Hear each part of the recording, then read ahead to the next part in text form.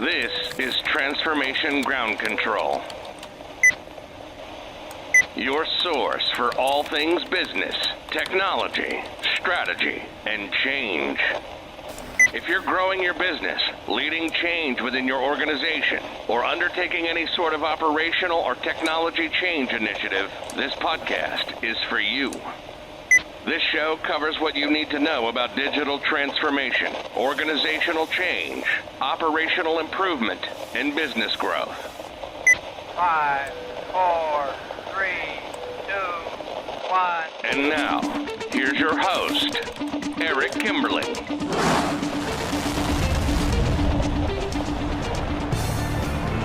Hello, welcome to Transformation Ground Control, episode number 82. My name is Eric Kimberling. I'm the podcast host here today and also CEO of Third Stage Consulting. We're an independent consulting firm that helps clients with their digital transformation journeys.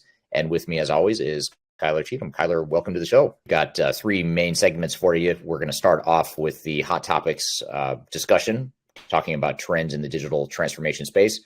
We'll start off by talking about nanotechnologies, which is a top 5 technology to change lives.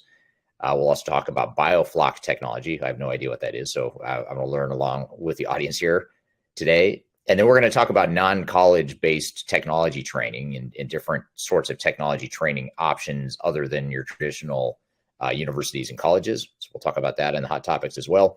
And then we're going to talk about the next $1 billion startups, which will be interesting. I'm curious to hear what those are.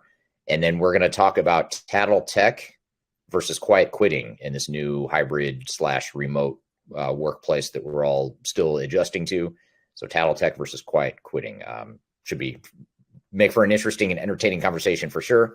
So we'll cover those hot topics. And then later in the show, we're going to have Blythe Brumleve on, and she's going to be with me and Kyler talking about the future of supply chain and logistics. So we're going to talk about just sort of what in the world is going on with supply chains today, and how can supply chain organizations and logistics providers, how can they become more responsive, and how can we better manage our supply chains in the 2020s and beyond? And then finally, we will have Dave Beldyk on the show, who is a senior manager here at Third Stage Consulting. And we're going to play a clip of a presentation he recently gave at one of our Stratosphere online events. And that topic is on operational excellence. So it's a very operational and supply chain intensive episode here today. So if that's an area that's up your alley, then you'll enjoy this podcast episode in particular. So before we get to our guests, though, later in the show, let's talk about some of these hot topics you have for us, Kyler.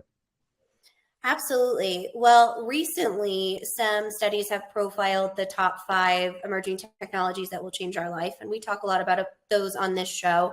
We talk a lot about artificial intelligence, predictive analytics, automations, those types of different things more in the business sphere. But I thought I might profile one that we actually have never talked about on the show that's called nanotechnology. We have in some different subcategories, but I thought it might make sense to just define it and kind of have a conversation around it. So basically what nanotech technology does is it enables the manipulation of matter. So a near atomic state to produce new structures and materials. So we think about the 3 states, arguably 4, right? Depending on if you count plasma within matter. But basically, this will affect a wide range of healthcare industries, manufacturing industries, and then also in disease prevention as well. When we talk about things like food storage, renewable energies, new clean energy initiatives that we talk a lot about. And basically, the nanostructure fillers can also remove viruses or impurities in water as well. So when we look about emerging industries in marketplaces that might not have that infrastructure within connectivity, it has the power to kind of create change and an infrastructure that would have the opportunity to lay the foundation for more businesses in the area or more safe drinking water conditions as well. So wanted to get kind of your feedback on this nanotechnology, thinking about not only from a socioeconomic side of understanding what it means for emerging countries or governments, but also on the business side, specifically when we talk about things like manufacturing, supply chain, inventory, these freight shipping, which we talk a lot about in this episode. Is this something that you think will be a main growth area within emerging technologies within the next 2 to 5 years? Yeah, it sounds like it already is becoming that, and I think the focus on climate and sustainability and all sorts of things of that nature, that general trend, I think would point to this becoming a pretty common emerging technology for sure. Yeah, also, I think in the food and beverage space, which we do a lot of work there, it's really an interesting trend in emerging efficiencies of how long can you store food. We've seen, a lot of those food-based supply chain challenges where you see food going bad or going to waste because the refrigeration isn't something that they can sustain when it comes to blockage in the marketplace or in logistics. So I think this is a really exciting new technology that will make it more efficient and more productive for people to not only be able to eat and drink clean water, but also for manufacturers to be able to sustainably base food logistics and forecasting. Yeah, yeah, absolutely, and that's becoming such an important function in today's day and age that I agree with that. I think that's seems to be where technology is headed. Absolutely. And on that same lens, we have the concept of this bioflock tech. So basically, we've seen a lot of capital funding in this specific emerging technology or industry. So I'll tell you a little bit about it and kind of the capital that is raised, and we can kind of talk about what we think that this might emerge to in specific businesses. So basically, this is a three-pronged technology that includes the Bioflock technology, which creates an ideal environment to protect specific food and beverage manufacturing. So in this specific case study that I researched, they profile Shrimp Box, which is a sustainable plug and play shrimp farming technology that kind of has surfaced. It's a Mexico City based company that has had $4 million of new funding in their A series. There's also a US headquarters and then a South Korea based company called Cellmeat that actually raised $9 million in their first round for lab grown shrimp. So a lot of movement in the shrimp industry. But this technology and processes creates an ideal environment to protect shrimp from disease. They can grow without the need for things like antibiotics or really harsh chemicals. And then there's also a minimal need for water discharge. So if you might be in an environment that isn't really a water based, a lot of this new farming is done here in the Midwest that has that farming infrastructure, but might not have the environmental needs to support shrimp farming in the same way that somewhere on a coastal area like Mexico would. There's also a really interesting software aspect that enables, remote operation management of this production. So you could essentially drop your shrimp in the deserts of, Nevada here in the United States and still have a really high value revenue based shrimp production, which I think is really interesting. The production management is the workflow is mapped out via data that are different data points within sensors in the actual whatever type of storage you have for the shrimp. So a lot of these look like a capsule or something like that that doesn't look like a shrimp farm typically. Finally, the third prong on that is the artificial intelligence powered automation and engineering components that are designed for the remote monitoring of the water quality. They regulate temperature and oxygenation and feed the shrimp. So a really interesting new kind of farming technology when it comes around that. So first serious question is, would you eat farm-based shrimp? And second, non-serious question is, do you feel like this software, when it comes to the automation within farming, is going to create that efficiency within the industry and really create opportunities to farm crops or meats in areas that you typically wouldn't see that from a historic perspective?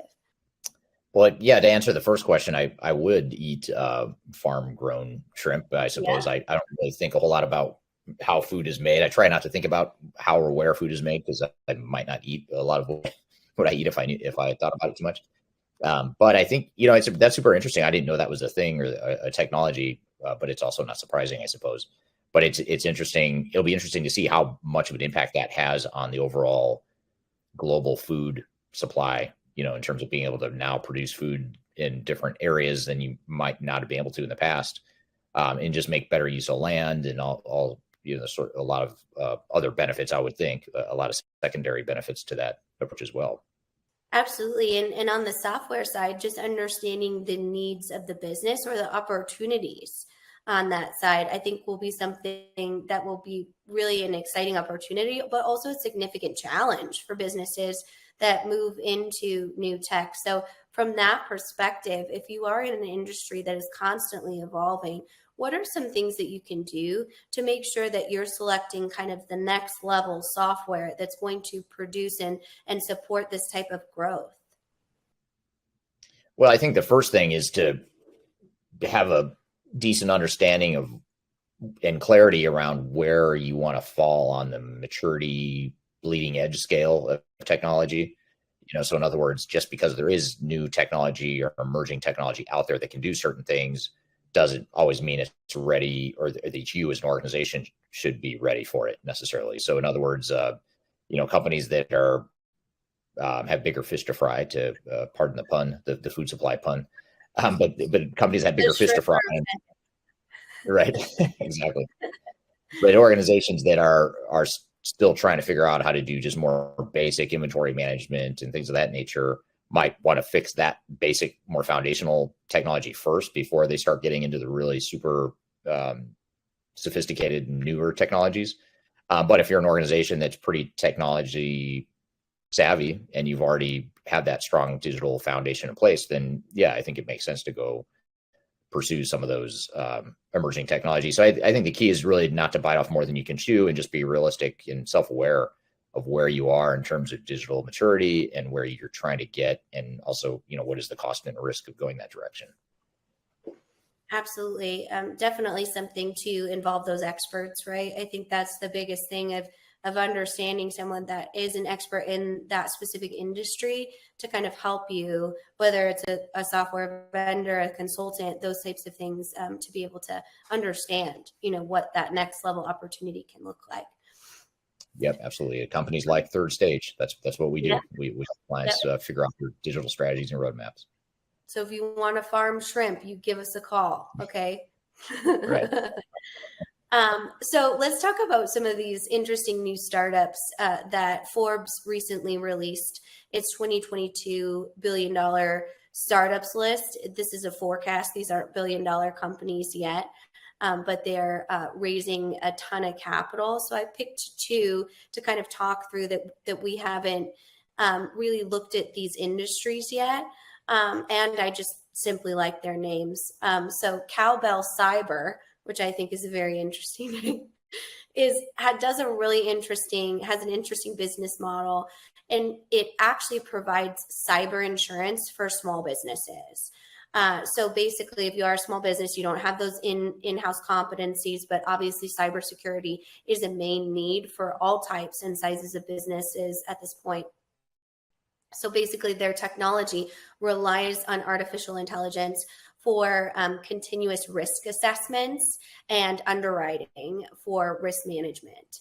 And in March 2022, Cowbell raised financing, and in the round that they raised, they let everyone know that they had developed the largest cybersecurity insurance distribution network in the United States, with more than 14,000 producers in its growing risk monitoring pool. They also support 23 million businesses, which is 70% of the US small business market. So really an interesting opportunity here in a niche area. We don't hear a ton about businesses that want to support SMBs in general, because there's not always a ton of money in that. But I think it showcases a really unique niche opportunity to be able to be on the technical side of supporting SMBs. So wanted to hear kind of your feedback in being an expert in that area, as we do have a main network of small businesses that we actually have a specialized team to support. Yeah, and I think it's, this whole type of technology you're talking about is interesting because it's the world seems like it's shifting to be pretty focused on risk management and risk mitigation, given everything that's happened in the last couple of years with pandemics and wars and supply chain issues, food supply issues, all kinds of stuff that is translating into risk for organizations and consumers too, for that matter. So anything that's touching risk or mitigating risk, I feel like that sounds like that's kind of where we're headed. Absolutely. And just understanding, I know recently we talked to Christy Barber, who is our specialist in small business here at Third Stage. And she talked about the risk assessments that we actually do for clients. That's one of our main first steps when it comes to software. We're understanding new processes or investments for small businesses, because it can be a make or break situation when looking at new systems. So I think it's very interesting and a great evolution in the marketplace to have that support, specifically on the cybersecurity side. So let's talk about one more. Link Squares is actually a developer of legal documents and analytic platforms that's designed to identify key data liabilities in contracting. And maybe it might just because contracting terrifies me, but I think that this is such an interesting business model because it used that AI-powered contract management platform, and it provides its customers with everything that's needed to invest in contracting phase. You could write, execute, and analyze contracts very quickly. Its flexible platform offers customers better visibility and collaboration. And in March 2022, they raised $100 million in Series C funding that was led by G Squared, which is their funding capital management partner.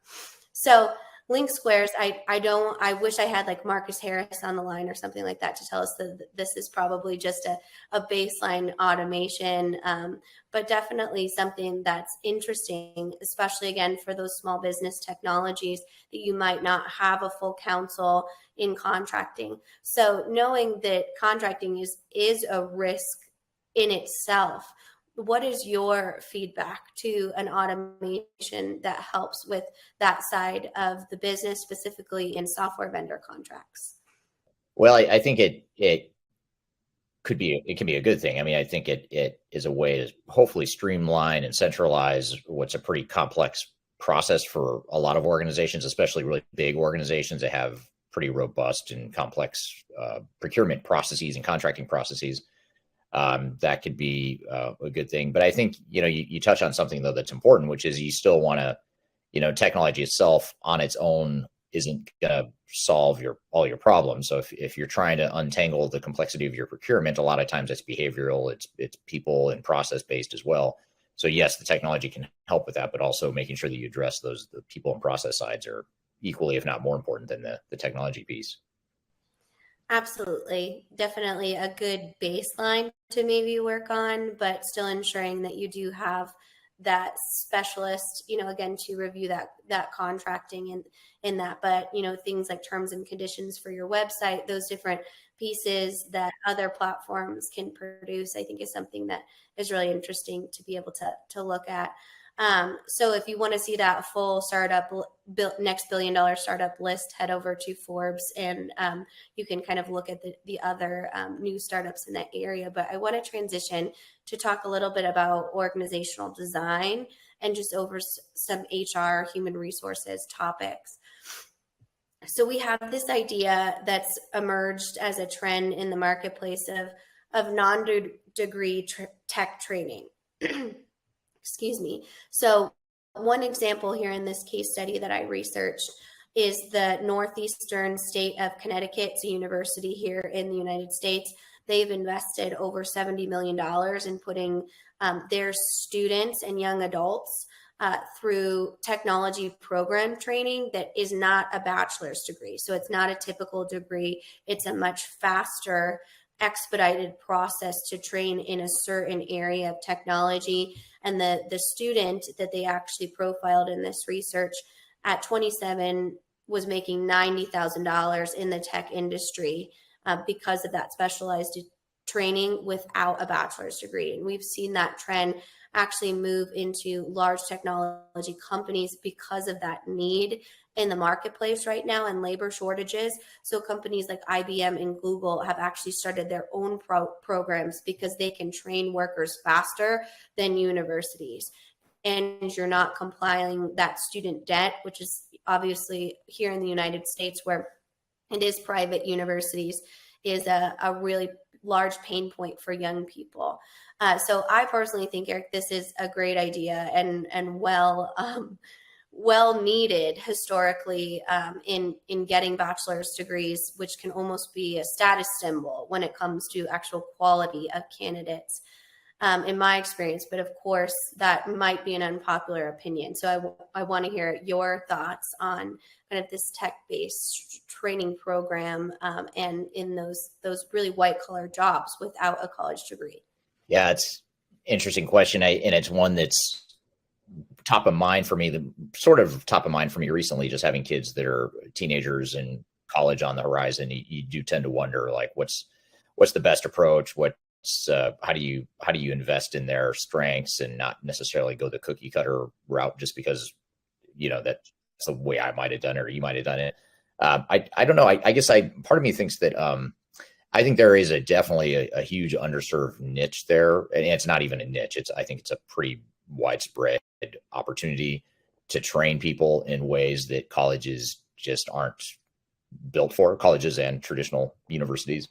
I first of all caveat it by saying I have a master's degree. I value education for sure, but that was 25 years ago. And part of me, or it's 25 years ago, I got my master's degree. And so I wonder, like, would I do that today? I don't know. I honestly don't know if I would. If I were graduating, I'd probably go to college, but would I go get a master's? Would I go get, some sort of advanced training in a traditional college or university? I don't know that I would, to be honest, because I don't know that the cost benefit is there. Not only do you have higher tuition, but to your point, can you just provide something that's more focused and more beneficial to a student? And I think the answer to that is yes, especially in some of these technical spaces.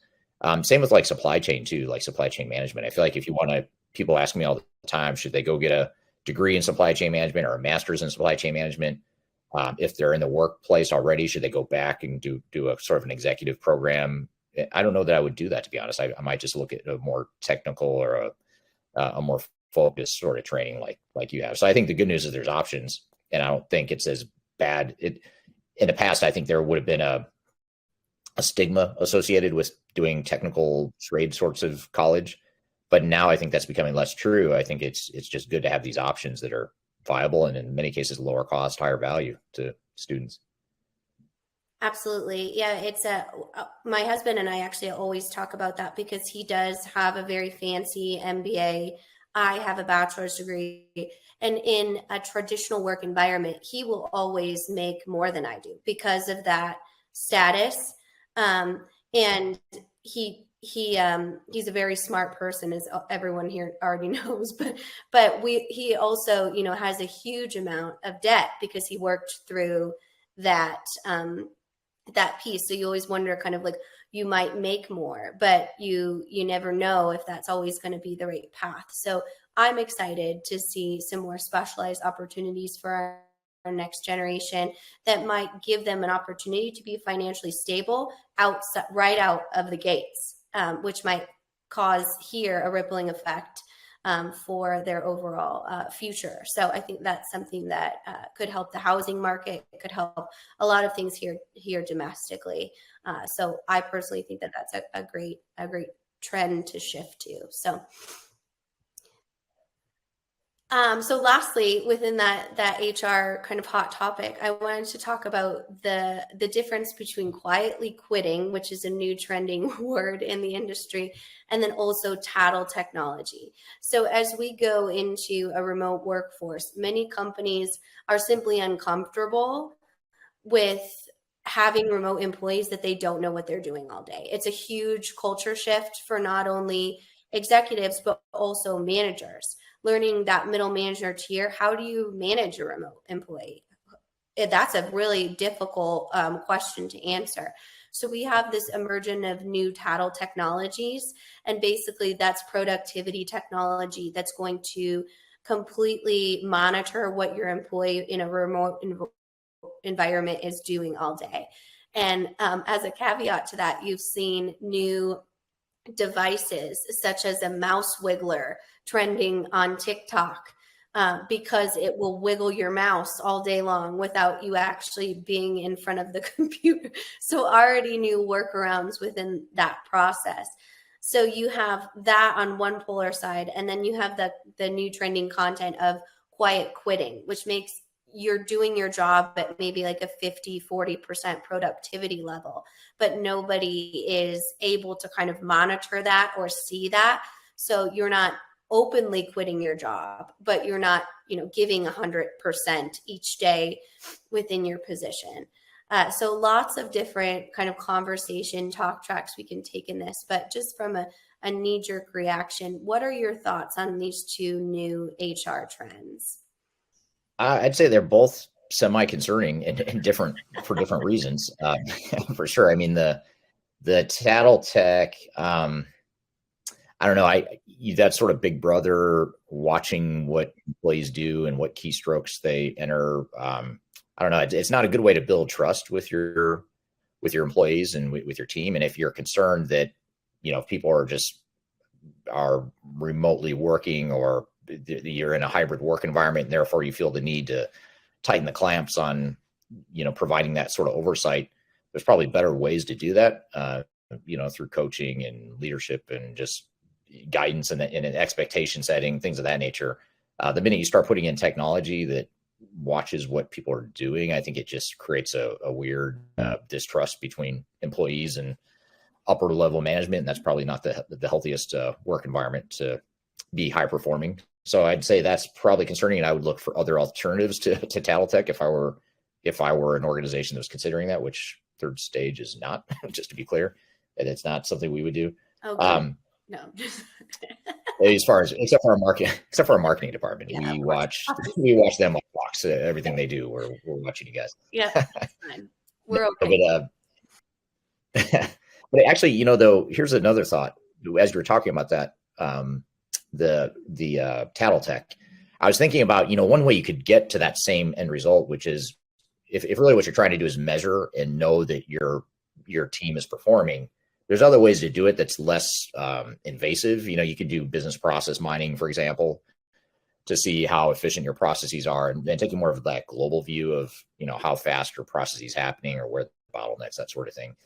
It doesn't necessarily address the individual accountability factor, which is what I presume organizations might be trying to get at with Tattletech. But something like a business process mining exercise could be maybe a better way, a less threatening way to do that, and still get the same end result, or the intended result. As far as quiet quitting, I guess, these two things are interrelated, because if people are quiet quitting, and I saw that article. Yeah. What's that? I said there's a reason for that, right? So that's the kind of the double-edged sword of this conversation. If you're going to be completely lack integrity in and this is going to, again, an unpopular opinion. If you're acting like that, you're a terrible person. I'm sorry, but there's right. No reason to do that. I can't even believe it's a trend that people will talk about it, but it must be, a real thing. To have, especially in larger organizations. Yeah, it's a great point. I think, the Tattletech probably stems somewhat from paranoia and micromanagement and things that are unhealthy, but it could also be brought on by the employees. The same employees that might complain about Tattletech are giving employers a reason to want to deploy that sort of technology, because they're quietly quitting and only being 50% productive. Which is why I honestly don't think this work from home trend is going to stick. Honestly, I know that's not at all popular. I take a lot of criticism for saying that, but I just don't think long term you're going to have a lot of work from home. You might have hybrid, flexible work environments. I think that's probably going to be pretty common, but I think there's just constantly going to be a challenge with the lowest common denominator, unfortunately. So, you may not be one of them listening, but you look at the bottom 10 or 20% performers. they're probably going to drag it down to where, working from home just doesn't make sense because there's no accountability, the productivity is not there, that sort of thing. And I know that there's exceptions to this, and I'm making some broad generalizations, but I think the quiet quitting is just, I don't know. It's sort of like there seems to be a movement in the workforce that we want to work from home. We want to just be able to put in 50% of our effort, and we don't want employers telling us what we can or can't do. We don't want technology watching what we do. Sort of like everyone wants their cake and eat it too. And it's like, well, you can't have it all. So let's figure out what the right balance is. I mean, you still have to perform. You still have to, collaborate with people. At times you might have to go to the office. God forbid. I know it's a terrible thing for some to imagine or fathom going to an office. But anyway, so I think that's is a really interesting a thread that ties back to the whole kind of shift in the workforce we're seeing. Absolutely. Yeah. It sounds like, could be an opportunity for an HR specialist or a guest for help us understand the why behind that, because I think you and I are like-minded in that you go to work, you do your best. My mom always used to say, we all work, we all eat. Growing up, that was like the mantra of our family. So I don't really understand a lot of, that overall entitlement, but I can only imagine the balance, especially for larger organizations, and just this, emerging of new KPIs that really has to understand. You have to retrain your entire management workforce if you are in a remote environment, and then understand what are those key performance indicators that's showing you that your business is trending for revenue loss, for an efficiency loss, those types of different things, without completely creating a distrust within your overall culture and environment. Because no matter how you spin it, Tattletech it's not a good look. It's just, there's no way, I think, at least in my humble opinion, that you can integrate something like that in a system that employees are going to feel good about. It's just not possible from my own marketing and internal communications perspective. But you do obviously need to monitor production, your business. That's the point of it. So I think it's a really interesting balance between the two, and being able to look at an employee that might be going through some lack of engagement, we'll call it, instead of quiet quitting, and be able to identify that resistance and understand how to address it in a remote environment, which can be, I assume, very challenging. Yeah, and I think the other takeaway from this too, from both of these trends, is that, especially in that quiet quitting article, which I saw that I think I saw that article on LinkedIn or somewhere, and maybe you shared it with me. I don't remember who shared it. Someone pointed it to me on LinkedIn. There's a whole article about it. But one thing that sort of opened my eyes is it's clear that especially younger generations are sort of demanding a different balance. And I don't want to say work-life balance, because it's more just, it seems like they have different priorities, and they aren't as interested in really buckling down and being solely focused on their careers. And I'm not saying this is a criticism by any means. It's just, I think, a shift in priorities. I think the younger generation is saying, we're not going to do what our parents did, our grandparents did, and work our butts off and not have a lot to show for it potentially. And, they just want more out of life. And so I think it's probably coming from a good place, but it does make it more challenging for leaders and for organizations. So how do you keep them engaged? What can you do as an organization to get them excited and maybe wanting to be more engaged? Or if not, if they only want to work half time, or maybe they're more of a part-time flexible sort of work environment, then how do you adjust to that and maybe embrace it rather than trying to resist it or trying to change an entire generation? Absolutely. Well, when you crack the code, Eric, you let all of us know on how to hire Gen Z workers, because none of us know how to do it at this point, but we're going to learn.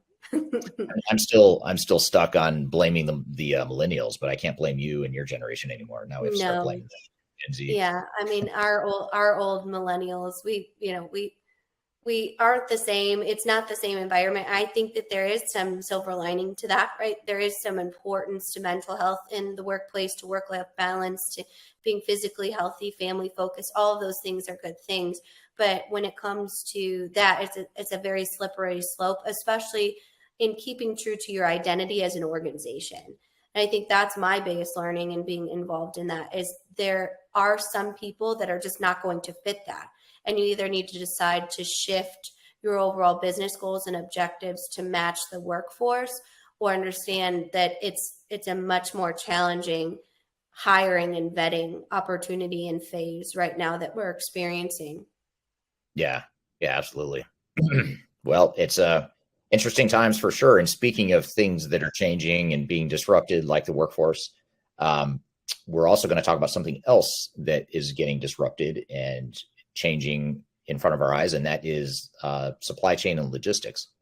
So we're going to take a quick break, and when we come back, we're going to have Blythe Brumleve, who is the owner of Digital Dispatch, and she's going to be on the show to talk about the future of supply chain and logistics. We'll talk about sort of where we are with supply chain management today, how we got here, where we're headed in the future, not just from a technology perspective either, but just more from a strategic perspective too. So if you are a supply chain intensive organization or are interested in that topic, you'll want to stick around for that.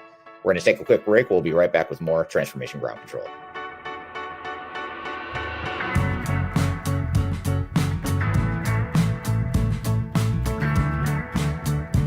If you are aiming for transformation success, turn to Third Stage Consulting Group. Third Stage's independent and technology agnostic consulting team helps clients define their digital strategies, define their roadmaps, and manage their transformations. With offices in the US, Europe, and Australia, our team helps the world's most forward-thinking organizations through their transformation pitfalls and risks. If you are embarking on a digital transformation or business change initiative, contact Third Stage Consulting to see how we can help you reach the third stage of transformation success. Learn more about us and download independent reports, videos, and other best practices at thirdstageconsulting.com.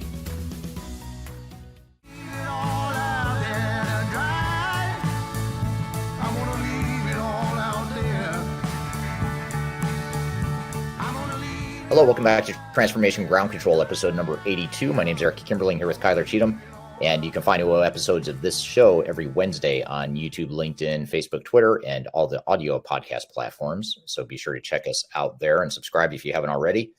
And I'm excited for our next guest. It's a first-time guest to the show, talking about a recurring theme on the show, which is supply chain management. And we are excited to have her on the show to talk about the future of supply chain management and logistics. So with us today is Blythe Brumleve, who is the owner of Digital Dispatch. Blythe, welcome to the show. Thank you so much for having me. And you pronounced all of that correctly, which is very rare for people who interview me. I know my name is challenging. I usually mispronounce names all the time, so I'm just glad I dodged that bullet here today. Well, thank you for being here. It's great to have you on the show. This is the first time you and I have chatted in a podcast format like this. A really excited perspective and get your perspective on supply chain and logistics, which is something that you touch on a daily basis. But before I get into my questions and any questions from the audience, maybe just tell us a little bit about your background, sort of how you came up in this space, and also what Digital Dispatch does.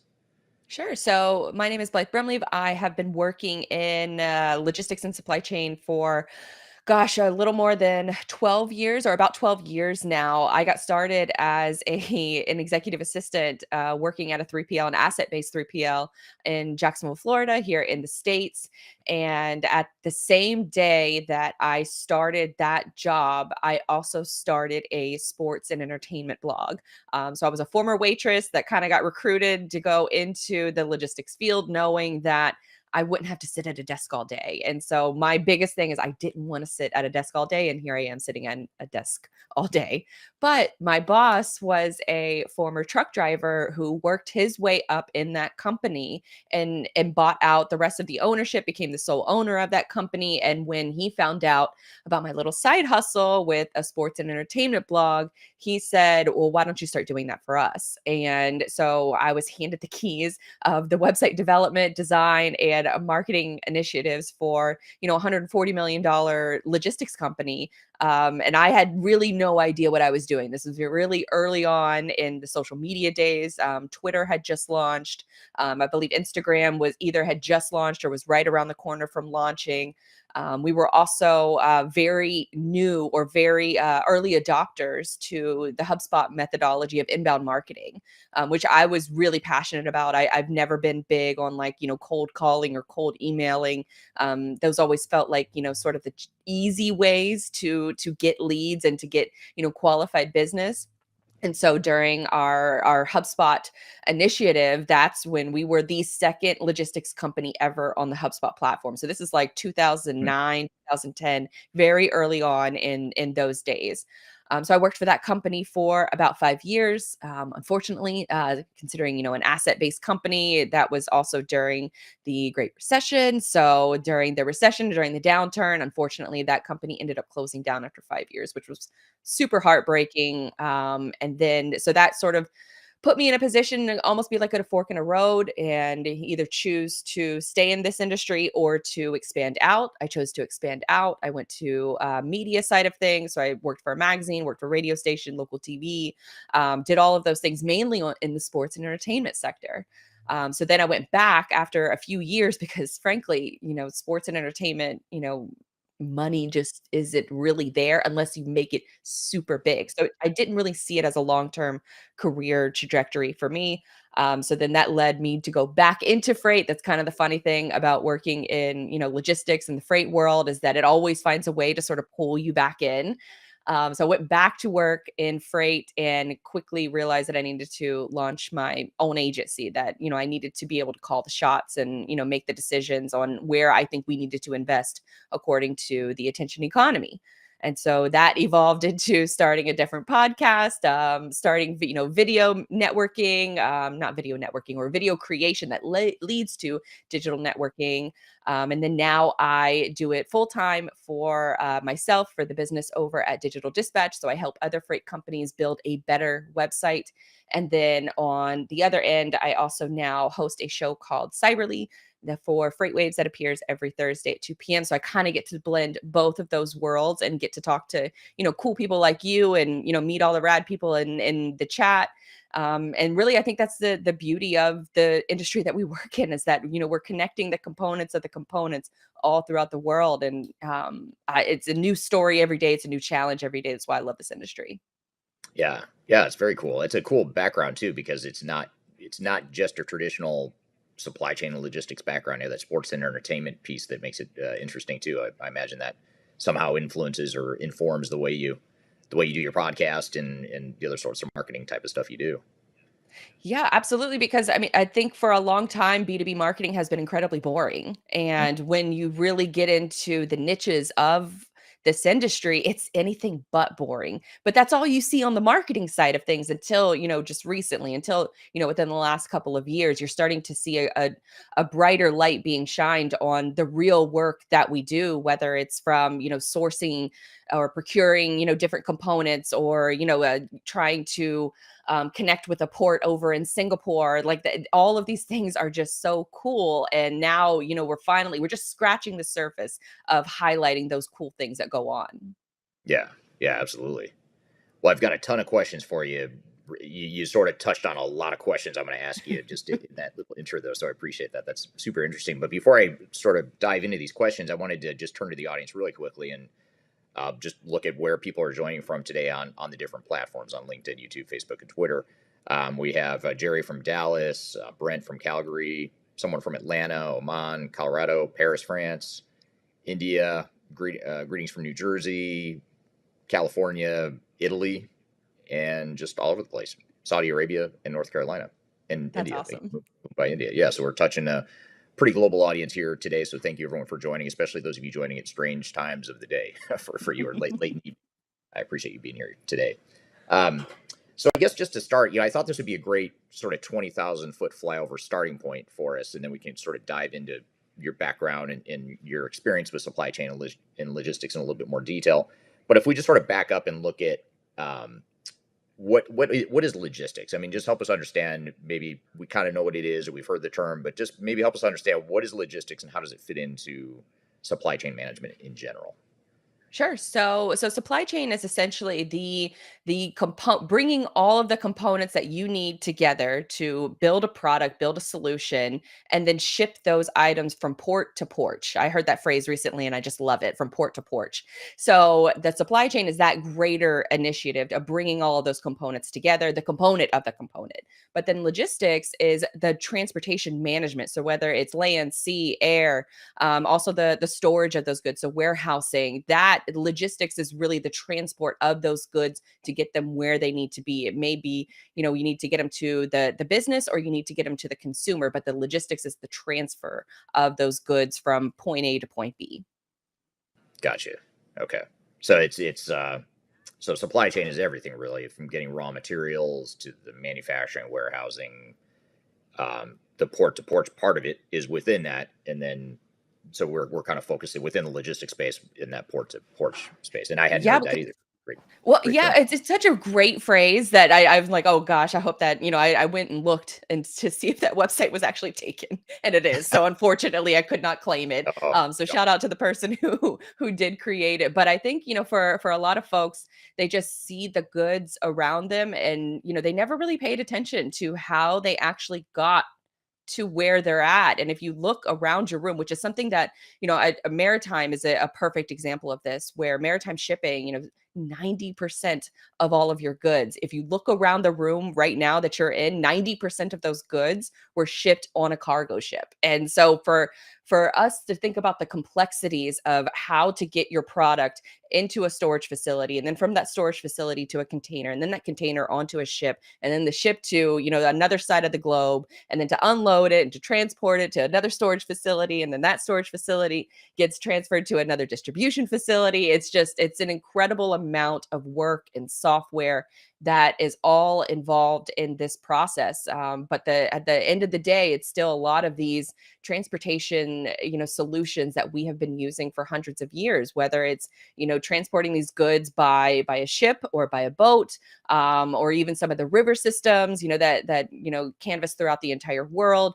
It's just so much going on that comes together in order to get the stuff that we need to, buy off Amazon or to buy off of another provider and get it shipped to us in 2 days. There's a lot of things that go on during that process. Yeah, and things certainly have not gotten any easier with the pandemic and the disruptions and bottlenecks to supply chains that happened as a result.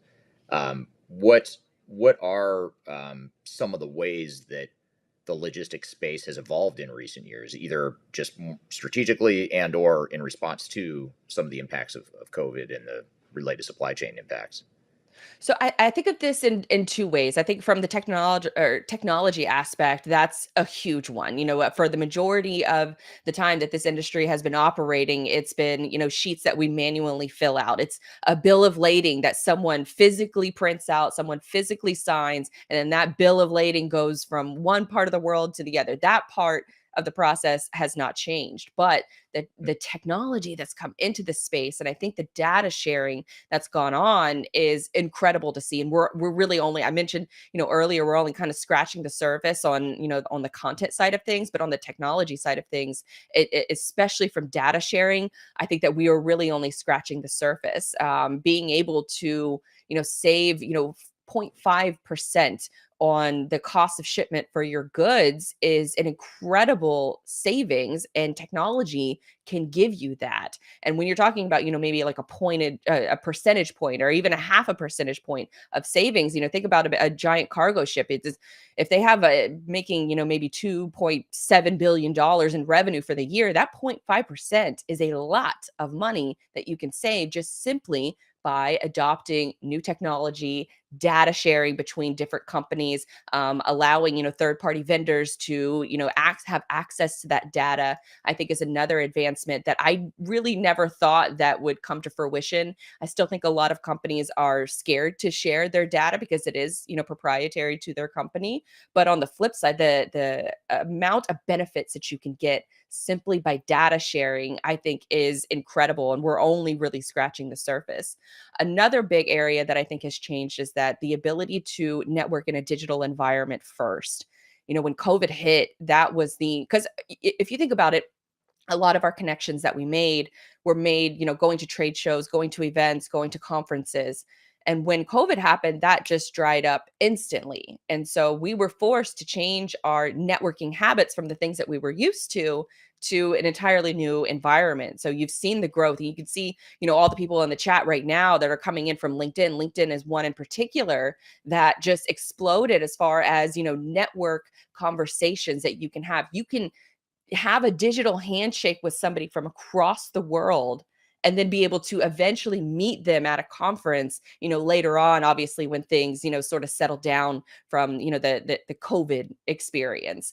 But nowadays it's really quite remarkable to see that, Apple and Spotify, they don't even technically have a supply chain category in like their podcast, or even like a, a subcategory under business.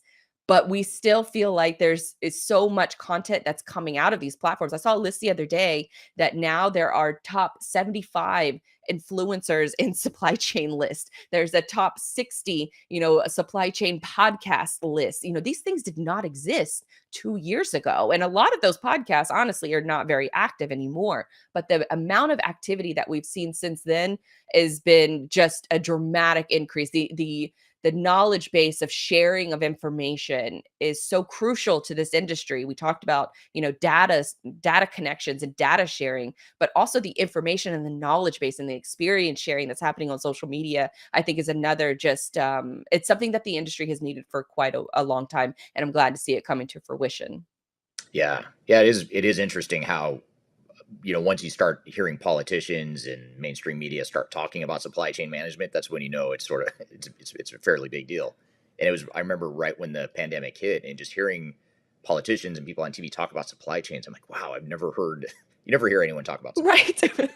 It was almost weird. So it's good that it's become front and center, and then more recently it's become front and center in a um, in a less positive way, I guess you'd say, in terms of people concerned about the supply chain, and rightfully so.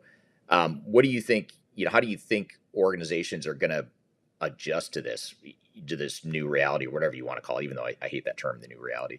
How are organizations going to respond? How do you think they'll evolve their supply chains and their logistics function within that to sort of adjust to this new world we're in? So I would say that for a lot of folks, adjusting to the communication aspect has been very challenging for them. These are folks who have never been used to being on camera, not used to doing something like this, where we're going on live and we're talking about industry issues and how can we solve these complex problems. So I think that for a lot of organizations, becoming comfortable with being on camera, executives becoming comfortable talking about, not just what's going on in their company, but the news that they may see out in the world. Maybe it's on FreightWaves, maybe it's on some other inbound logistics, some of these other supply chain focused media companies. Maybe they see something there and they don't agree with it.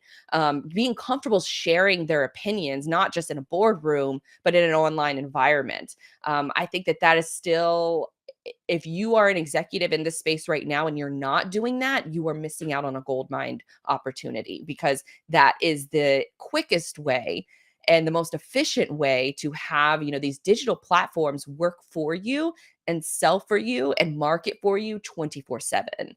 We can't, that as I think for a lot of folks, we can't, we're doing this live stream for about an hour today. But afterwards, what happens with this live stream? You're going to take it, you're going to put it on a podcast. You maybe will take it and use social media clips to put out to your social media network. That kind of content works for you 24/7. And so I think for a lot of companies, adapting to that evolving business model, learning the technology that you have to use, not just to keep your business running, but also to keep the messaging running, I think is going to be one of the bigger challenges that a lot of companies are still just very challenged by. They don't see the investment in it quite yet, but the ones that have over the last couple of years, they are reaping the rewards, because the recruiting is getting easier, retention is getting easier, the ability to communicate with their team. They're probably, for a lot of companies, they might not be full-time back into the office yet, but it's an ability to, enhance those digital communications and supplement that communication until you're able to meet in person. I think too, we mentioned as far earlier with as far as like the adoption of, new technology. And with adoption of new technology, I think that's another thing that's a big challenge for a lot of companies, is that they see a lot of, they're sort of I guess, guilty of falling for like the shiny object syndrome, where they see like a shiny new piece of software, but they have no idea how the in the trenches employees are using software and getting the job done today.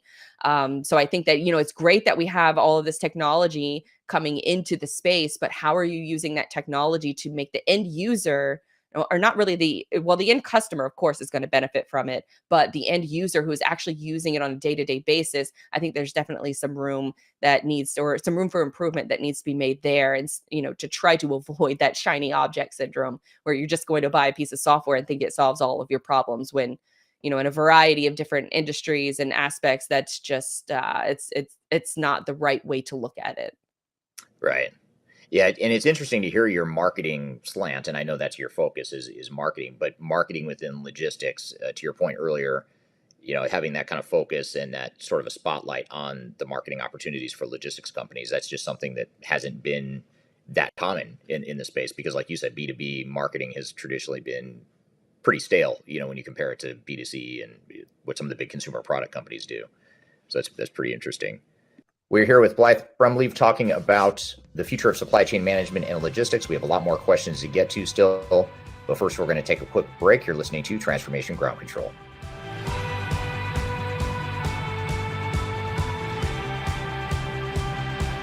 If you are involved in any sort of digital transformation or business change initiative, you will want to download the 2021 Digital Transformation Report.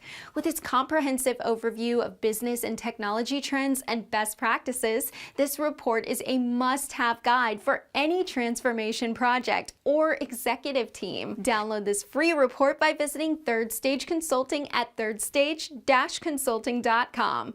You can also visit our website to learn more about us, or download independent reports, videos, and other best practices. Again, visit thirdstage-consulting.com today to learn how to take your transformation to the third stage of success.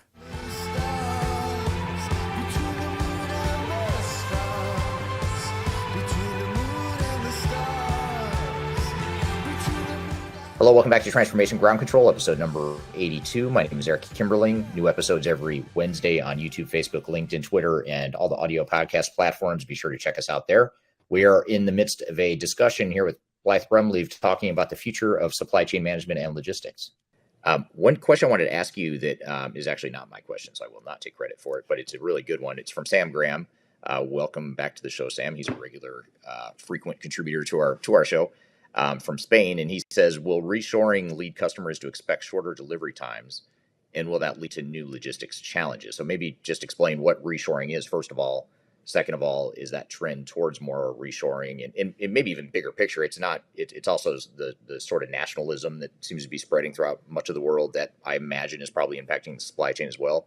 But how do you see that whole reshoring? What is that reshoring concept, and how do you see it impacting logistics and supply chain? So for reshoring, particularly when it comes to the US, because with the US, we've spent years, offloading our manufacturing process to other countries. And when you have a situation like that, you realize how quickly it can become a national emergency. I'll use Puerto Rico as an example, because Puerto Rico, I think, manufactures 90% of the world's IV bags. And when they were hit by a hurricane, I think it was 3 or 4 years ago, I think it was Hurricane Maria. When they were hit by Hurricane Maria, all of the world's IV bags were the supply chain was just collapsed within a matter of days. And so I think what you're seeing is not only reshoring and bringing the manufacturing closer to the US, but also the distribution of it. The idea that you can have the world's largest supply, 90% of IV bags being manufactured in Puerto Rico. The world needs access to those. And so I think that you don't even realize it until an emergency has happened. And so when you have an emergency come up like that, and also, obviously with what we've experienced with COVID, Now there is that financial incentive. I think for a lot of businesses, they see a situation like what happened in Puerto Rico and they say, well, that's only going to happen, once every handful of years. That's not something that we really need to be, worried about over the long term, or we need to make these massive investments to bring reshoring back over to, say, the United States, or even, in Mexico, which is a big winner post COVID.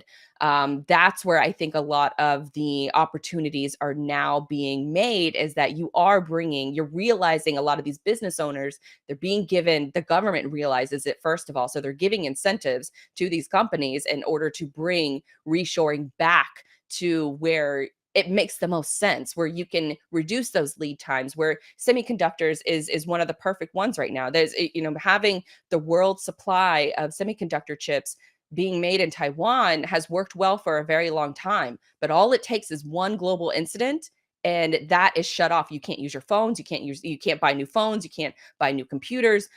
Cars are sitting off in the lot, not being able to be driven off the lot because they don't have, this one component of a component.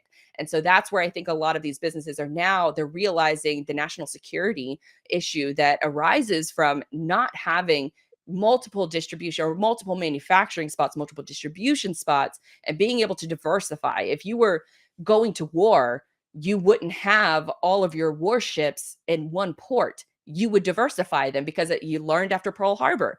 Pearl Harbor, we had the majority of our, naval and air fleet all located in one area, and all it took was one strike and you're wiped out. So I think that you're starting to see a lot of these businesses. I think it started with the government being able to offer these incentives to these business owners to bring some of that business back to the States. So now you're seeing semiconductor chips or manufacturing plants going up, I think in Texas and Ohio, here in the States. You're seeing more manufacturing return to Mexico and being built up in Mexico rather than, China and Vietnam. So it's a really fascinating sort of evolution of what it took to get the government to realize these issues, to create the incentives to make these businesses move their operations back, because they were making plenty of money in these other countries. What's the incentive to bring them back? So you have to, it's these complex solutions to these complex problems. And thankfully, the government has started to recognize that and given these other companies the incentives to capitalize on capitalism, I guess is probably the right word. Right. Yeah, that's super interesting, and I didn't realize that about Pearl Harbor. So I got a little bit of a history lesson in there too. I didn't realize that was a problem logistically with having all the fleets in one spot like that. And it is a good analogy or a good comparison to what you have to think about with supply chain too. And I think too, I know one of the laws that the United States just recently passed, the U.S. government, I believe, was to partially to invest in chip manufacturing in the U.S., knowing that we're too dependent potentially on other countries and there were shortages. And so it is interesting to see the government get more involved, not just in talking about supply chain management now, but now taking a more active role, for better or for worse, taking a more active role in sort of making sure that we're making these investments in supply chains and really diversifying, which is super interesting. One of the other things you mentioned, I think, was a really important one. You talk about how we spent years and years building this global supply chain, and it really started in the 80s, maybe, or 80s and 90s. It seems like is where it really started. The pendulum started to shift toward that whole global supply chain aspect with big companies like Walmart. I know, being a big retailer, they sort of perfected supply chain management back in the 90s, and other organizations followed suit. So it's interesting that it's a really interesting point you make, that you have, say, 30 years of this global supply chain that was built, and in a blink of an eye, it's totally disrupted, and you're sort of rethinking that whole thing and trying to adjust. Do you think companies are just, how would you assess companies in their success so far in adjusting to what they need to be doing to be more effective in that environment? So I think one of the cooler stories that we saw coming out of the pandemic is, I mean, it's not really cool that a lot of these cargo ships are, waiting, they're at berth off of, say, the port of LA, for example. I think that they have, at the peak, they had somewhere like close to 70 ships that were off the port of, off the West Coast ports, which is the port of LA, Oakland, and then Long Beach. And so you had these situations where the waiting time was anywhere from 24 days to up to 60 days in order to unload a cargo ship. And when you think about that process of unloading, even when you arrive at port, then you have to take about anywhere from 4 to 5 days in order to offload that cargo ship. And whereas, compared to the rest of the world, I think they can get it done. I think China can get it done in a day at the port of Shanghai. There are other automated ports all across the or not the United States, but across the world that have, port automation. And so they can unload a cargo ship within a couple of days. But the US is still largely behind when it comes to the automation aspect of ports all across, whether it's the East Coast or the West Coast.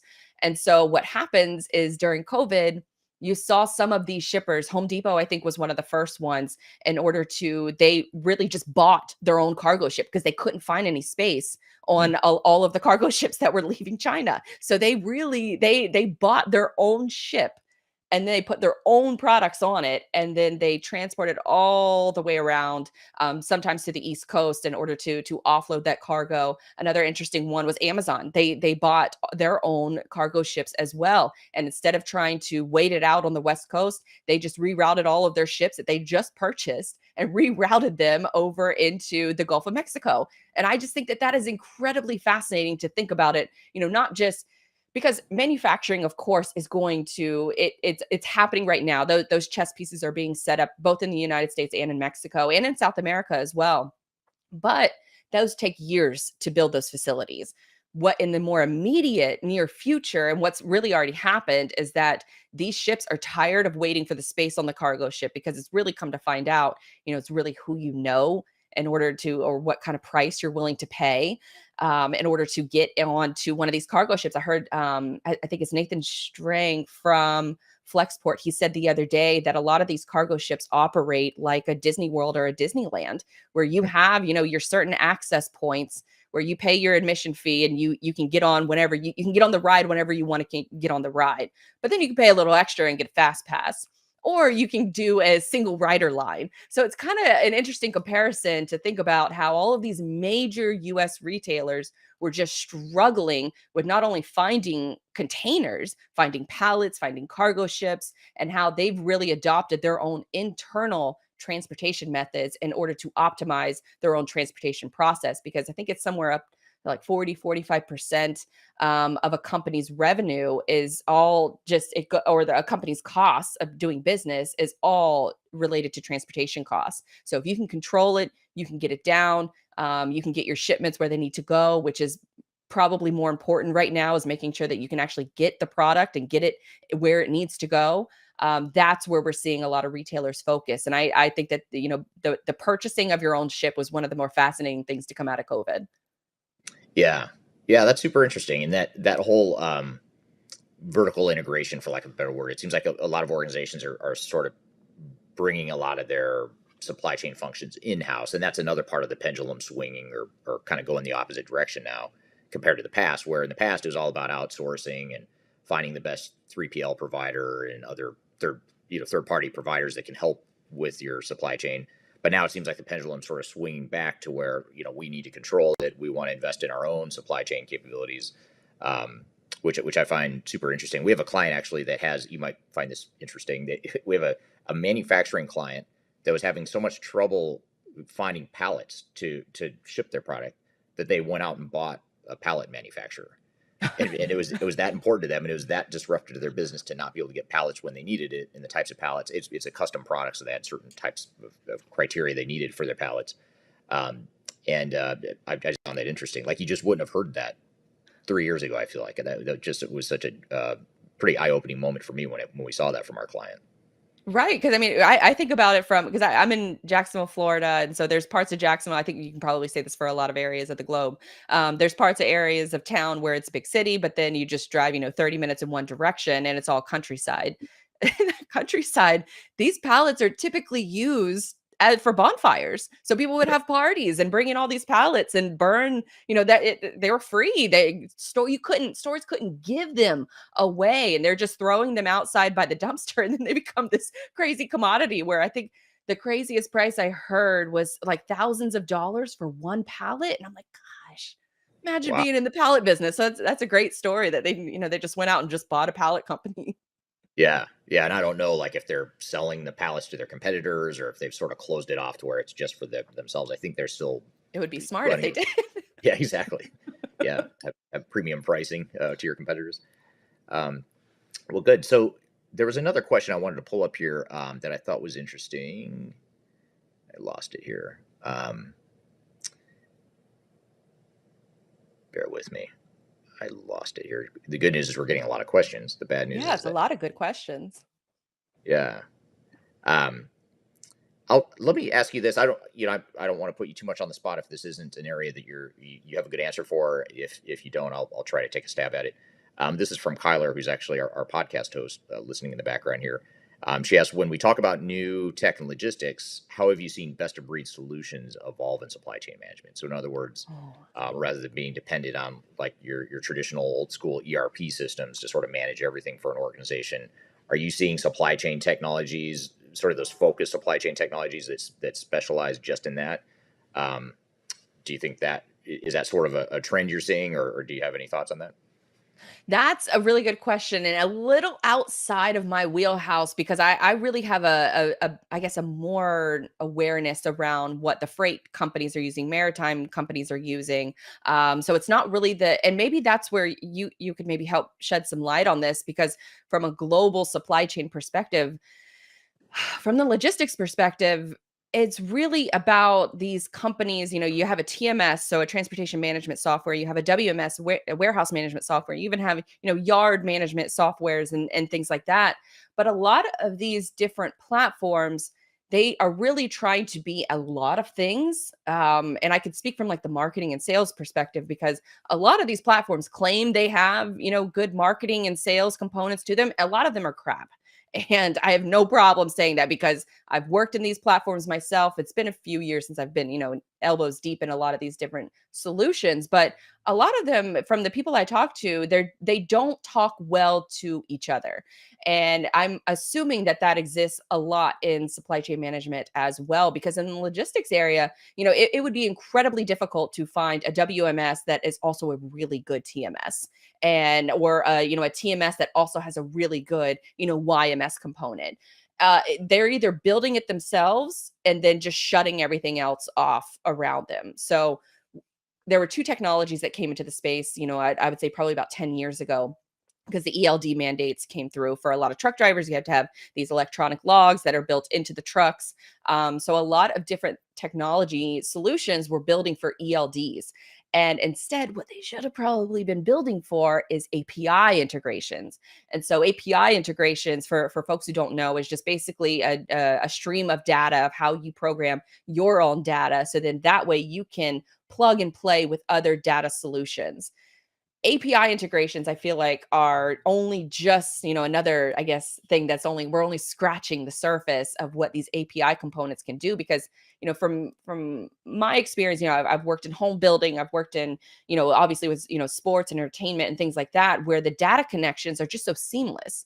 And in this space, they're not seamless. You really have to really have a team of skilled developers. And that's primarily what I'm seeing now, is that a lot of the bigger logistics companies on the freight side of things, they are really investing heavily into where you were lucky 10 years ago to have a developer on staff in-house. Now these companies are having 10, 20, 30 developers all within the building that can be able to create solutions on the fly.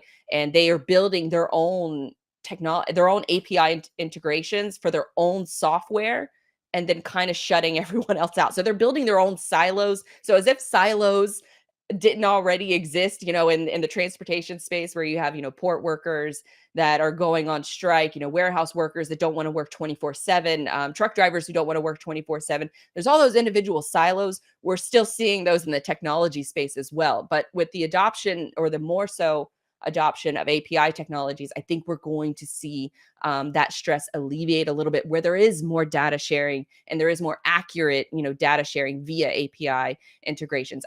I would imagine that a lot of that is the same with supply chain software overall.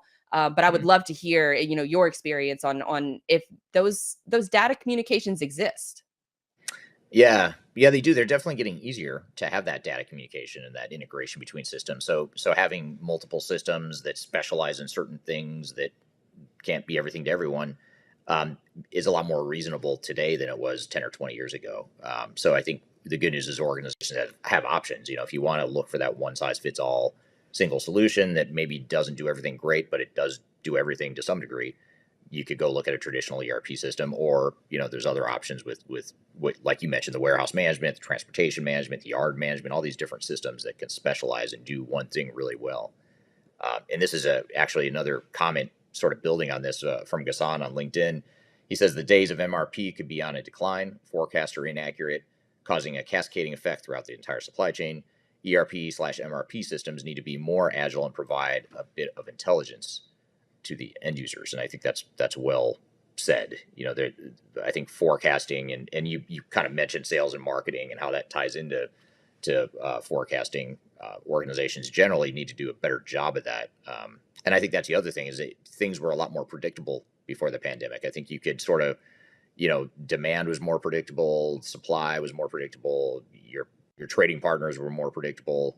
You didn't have all these curveballs like ports, containers getting stuck on ports for weeks at a time, that sort of thing. So do you think technology can help solve a lot of those problems, like the challenges that you've talked about so far? Yes, but I think it requires more collaboration. And I think from not just from the people or not just from the technology standpoint, from the people standpoint. Because what I see, especially at a lot of like the higher executive level, is that they are buying the fancy, the shiny object syndrome. They're buying the fancy software thinking it's going to solve all of their problems. But in reality, it's because they didn't have the conversation with the in the trenches employees of the people who are using that software every day, that they didn't have that conversation ahead of time. They didn't have that, an implementation conversation with those, I'll use freight brokers, for example. When we, as a company years ago, when we made the decision to switch TMS providers, it was frankly a shit show. And it was one of those things where the TMS did not have the capabilities to provide accounting data. The accounting department relies on, knowing which companies have really good credit, knowing which companies, that you can extend the billing date out, which companies that need to prepay, which companies that need to pay within 30 days. A lot of those components did not exist in this TMS. And so for a lot of folks, it just put a strain on the entire accounting department. The brokers who are actually using and booking the freight on the platform were just miserable. They went from booking something like 100 loads a day to a little over 40. And so that has a lot of downstream effects. And it was probably ultimately one of the decisions that led to the ultimate, collapse of the business. We were an asset-based company, and being an asset-based company, a lot of companies know, especially if you run trucks, that if you have a truck go down, that's probably a $50,000 part. You're losing the revenue on that truck if it was running properly. So you're facing the downtime costs, you're facing the repair costs, and then you're not really using that to the best of your advantage. So for a lot of these different things, they can add up really quickly, and technology in the space is not cheap. And so when you're devoting a budget and a certain amount of time, I think that's where a lot of the gaps are happening in this space, is that you're not talking to the folks who are actually going to be using the software before you make that purchase. And you need to know how your folks are getting the job done today and where it can be optimized. Because ultimately, if you do create that conversation and you have those conversations, then you know what steps in the process that you can actually optimize, that you can automate. A lot of times these freight companies, they'll take somebody right fresh out of college, they'll sit them down at a desk and tell them to make 100 cold calls in a day. And that has been the business model, I think, for a lot of, talking about freight brokerages in particular here, but that's been the business model, I think, for a lot of these companies for years. And only now, with the adoption of more technology and the adoption of more communication strategies, are they now seeing the value and making sure that those all operate in a cohesive environment, in a circular environment. Because if they don't, then if one of those components goes down, it could be the detriment and could be the loss of your business. Yeah, absolutely. It's well said, for sure. We're here with Blythe Brumleve talking about the future of supply chain management and logistics. We have a lot more questions to get to still, but first we're going to take a quick break. You're listening to Transformation Ground Control.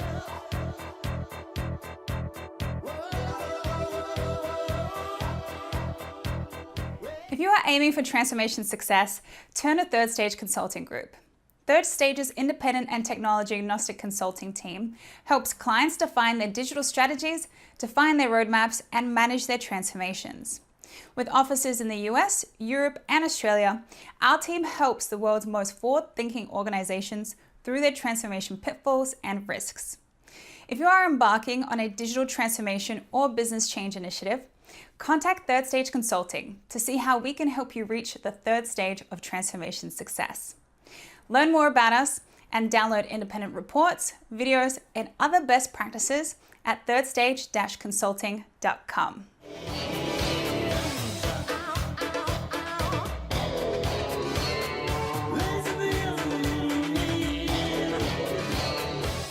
Hello, welcome back to Transformation Ground Control, episode number 82. My name is Eric Kimberling. New episodes every Wednesday on YouTube, Facebook, LinkedIn, Twitter, and all the audio podcast platforms. Be sure to check us out there.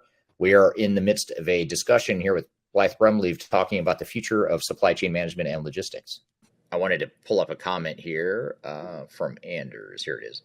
From Anders Green on LinkedIn. He says he can confirm we're still getting wood pallets all the time. Once we get up to 1 to 200, we post on Craigslist for folks to come and get them at no cost. At least 25% of them go to regular people who are doing bonfires or home projects. So if you need pallets, just look up Anders Green on LinkedIn and connect with him there. It sounds like he might be able to get you some pallets. So it's interesting to hear that data point or sort of validation of what we were talking about earlier. I remember trying to, because we were doing an office remodel at one point. And especially with a lot of these freight brokerage floors, the desk and the floor environment is really important to have a cool look to it. And so I proposed to my boss that we have pallet desk, and he laughed me out of the business. And I thought it would just be so cool, have different pallet stacks, and then you put a piece of glass on top of them. I didn't really quite think it through, what the amount of times that brokers slam their phones down. I imagine that would probably be a mess, but I thought it looked really cool. So pallets are multifunctional. They can be furniture, they can be bonfire wood, they can ship your goods. Yeah. There's a lot of things you can do with a pallet. Multi-purpose for sure, clearly, and bonfires, of course.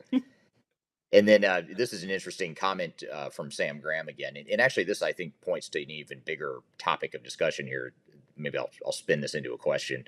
But Sam says some companies are forecasting demand at the wrong level of the bill of material, and companies are also sometimes stock at the wrong level. So they're forecasting at the wrong level. And so I think it sort of touches on really the sorts of changes that the supply chain and partners within the supply chain are going through in terms of technology, but also just rethinking how they do business and how they go about forecasting or how they go about building safety stock or whatever it is. I mean, I think companies have to really rethink their processes and the behaviors and the technologies that maybe challenge the status quo of how things had worked for those 30 years of smoothly running global supply chains. Now all of a sudden you have to kind of rethink some of those things. Is that something you're saying as well? Yeah, because I think for a lot of companies, the supply chain, executive or the person in charge of managing the flow of your goods never had a seat in the boardroom or never had a seat at the executive meeting each week. Now they have a seat at those meetings. And so they can share what they're finding and what they're seeing, because like I said, it affects, up to 40% of your overall revenue is going towards transportation costs. So why wouldn't you, try to find ways to optimize that process? And I think for a lot of these companies, what we're seeing now is that you have some of the smartest minds and some of the brightest minds that are trying to predict what consumer behavior is going to do. And in reality, we really don't know. We're 2 years, quote unquote, or really only even a few months removed from the biggest shakeup in our consumer behavior patterns. Are we working from home? Are we traveling? Are we flying more? Are we driving more? And so a lot of those consumer purchases that were made a year ago, a lot of those purchases are still sitting in, or not from the consumer side of things, but from the business side of things. A lot of those shipments are still sitting in a warehouse, waiting to be used. I think I read that last year, the container ships that were waiting to dock and waiting to come to port or come to call were sitting out there for so long that Halloween and Christmas shipments weren't being offloaded until January of this year. And so it's incredible to think about how all that merch has to go somewhere. So either you're liquidating it or you're storing it and waiting for this upcoming season. And so I think for a lot of companies, they're going to start. Storage is already incredibly difficult to source and to find right now. So speaking from the United States perspective, but I think it's going to be interesting that after this holiday season, what those purchasing decisions look like, because we're still dealing with warehouses that are overfilled, stored to capacity, and what does that consumer purchasing behavior look like for this upcoming holiday season, especially as people are starting to get more out into the world, or maybe they're not getting back out into the world. Maybe they're trying to save money. Recession is here, so there's a lot of different things going on in the consumer area that some of the smartest people on the planet are trying to figure out where this is going, and we really have no idea because we're going off of unforeseen territory. Yeah, absolutely, makes total sense. And here's a question that I find interesting too. There's actually a couple questions sort of related to this one that have come from the audience.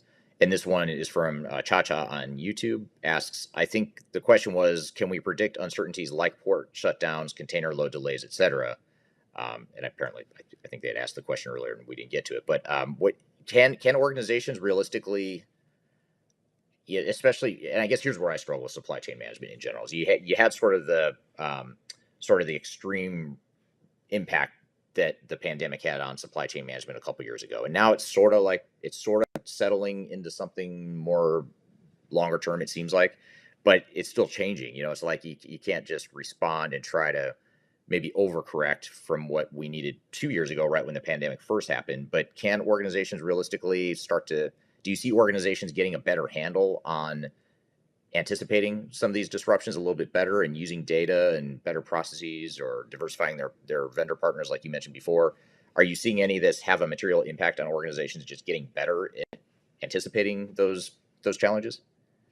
Anticipating them is always going to be a challenge because of the way of the nature that the US supply chain is structured. I mentioned earlier that every aspect of our industry works in a silo. So you have, port workers on the West Coast that are unionized. You have a lot of the rail networks that are unionized.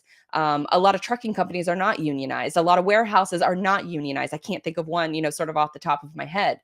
And so what you have is a situation where you're trying to predict things that, have unpredictable components to them. Whether there's the Port of Oakland that, had their, the drivers went on strike at the Port of Oakland. And so none of the drivers are going in, and none of the owner operators are going in and out, but the port union workers or the port union drivers are still showing up to work. So you have a situation like that in particular, where you maybe can predict that, hey, they're going to have a protest and they're going to shut down for a week. So that's up to you to be paying attention to the news, to be able to diversify your solutions, to diversify your different offerings. And what does that take? More networking, more communication. You have to communicate back to your customer of what the hell is just going on. And you're trying to figure it all out in a very small amount of time. So while we can, react, I think that's where, the majority of this industry is evolving, is that we're trying to get to a proactive place, but none of the components really exist to make it as, proactive as we would like. So that's where the building the communications and diversifying your offerings really comes into play. I was interviewing with one woman who's a freight forwarder, and she was responsible for getting her customers' items into port and ultimately getting them from the port to the porch. And because of the backlog on the West Coast ports, she actually rerouted the entire shipment to a port in northeastern Canada. And so that was obviously a little bit longer of a trek that her customer wanted to have for the shipment of goods. But ultimately, they ended up getting offloaded much quicker than if she were to just kind of wait it out on the West Coast. And so I think that you have to be creative. You have to think outside of the box. Working in logistics and supply chain, you have to have your main ethos is to be a problem solver. And if you're not working to solve those problems, we can't forecast every problem that's going to arise. Ultimately, it's up to you to be able to build those different solutions and to see trends and to build those solutions based off of those trends. And if, XYZ happens at this port, which I think they might because they just passed this law, then we need to be able to have backup solutions in case, our freight needs to be moved to the East Coast or moved to the Gulf or moved to another part of the world. Yeah, That's super interesting, and it reminds me of certain types of technology that's out there now that I've learned more about over the last couple of years, like technologies that'll help you collect data points, not internal supply chain data points, but macro and external data points about like the financial viability of a supply chain provider. Or you mentioned union versus non-unionized. It's fairly safe to assume that a union sort of shop might be a higher risk of disruption than one that's non-unionized. Certainly cost, we have always looked at cost and quality. I suppose that's always been a pretty common set of criteria, but that's still in there as well. That's more of that internal metric. But it seems like organizations now are having to be smarter about just thinking about where's the risk. Do we have too much concentration of risk geographically in an area where there's geopolitical risk or weather-related risk, that sort of thing? It seems like we just need to get smarter as organizations and use the tools and data around us, maybe in different ways to really get a handle on being as accurate as possible in our forecasts. And I think for a lot of these data tools too, it's not just that they're a data solution. It's where are they getting their data from? Who are their data partners? A lot of these different solutions, they have to, especially from a data perspective, they have to partner with the companies that are actually moving the freight in order to get access to that data. And a lot of times these companies don't want to share their proprietary data. So you're operating off of a limited pool of sources. And then once you have that data, how do you make it actionable? And I think for a lot of companies, that's where the a bigger problem is starting to arise, is that yes, we have all of these tools and these solutions and all of this data, but how do we make it actionable? How do we actually do something with all of the information that we have at hand? Because it's not just, as you mentioned, it's not just from the technology side of things, but it's also from geopolitical risk and what's going on in the world. We have to pay attention to all of these different news sources and then be able to act proactive, or I guess reactively, based on all of those different information points in order to be proactive for our customers. Yeah, absolutely. That's well said for sure. Um, what so you touched on this a little bit, but maybe I'll ask it more explicitly so we can kind of focus on this thread a bit. But a lot of you've talked about how a lot of your focus with digital dispatch is on helping logistics providers market themselves more effectively. Why is this so important in the world of supply chain and logistics? Why is this focus on marketing? Why is that so important? Well, really, you have the opportunity to be a big fish in a little pond. And it feels weird calling, supply chain and logistics, multi-trillion-dollar industry that powers the entire globe. It feels weird calling that a small pond, right? But there Right. frankly just aren't that many people creating content in this industry specific to what your, role and responsibilities and what your company provides. And so I think that there's just a massive opportunity. And we've kind of touched on this earlier, where a lot of these companies, they were reliant on going to the conferences, going to the trade shows, and being able to make those connections and have those conversations in a one-on-one environment.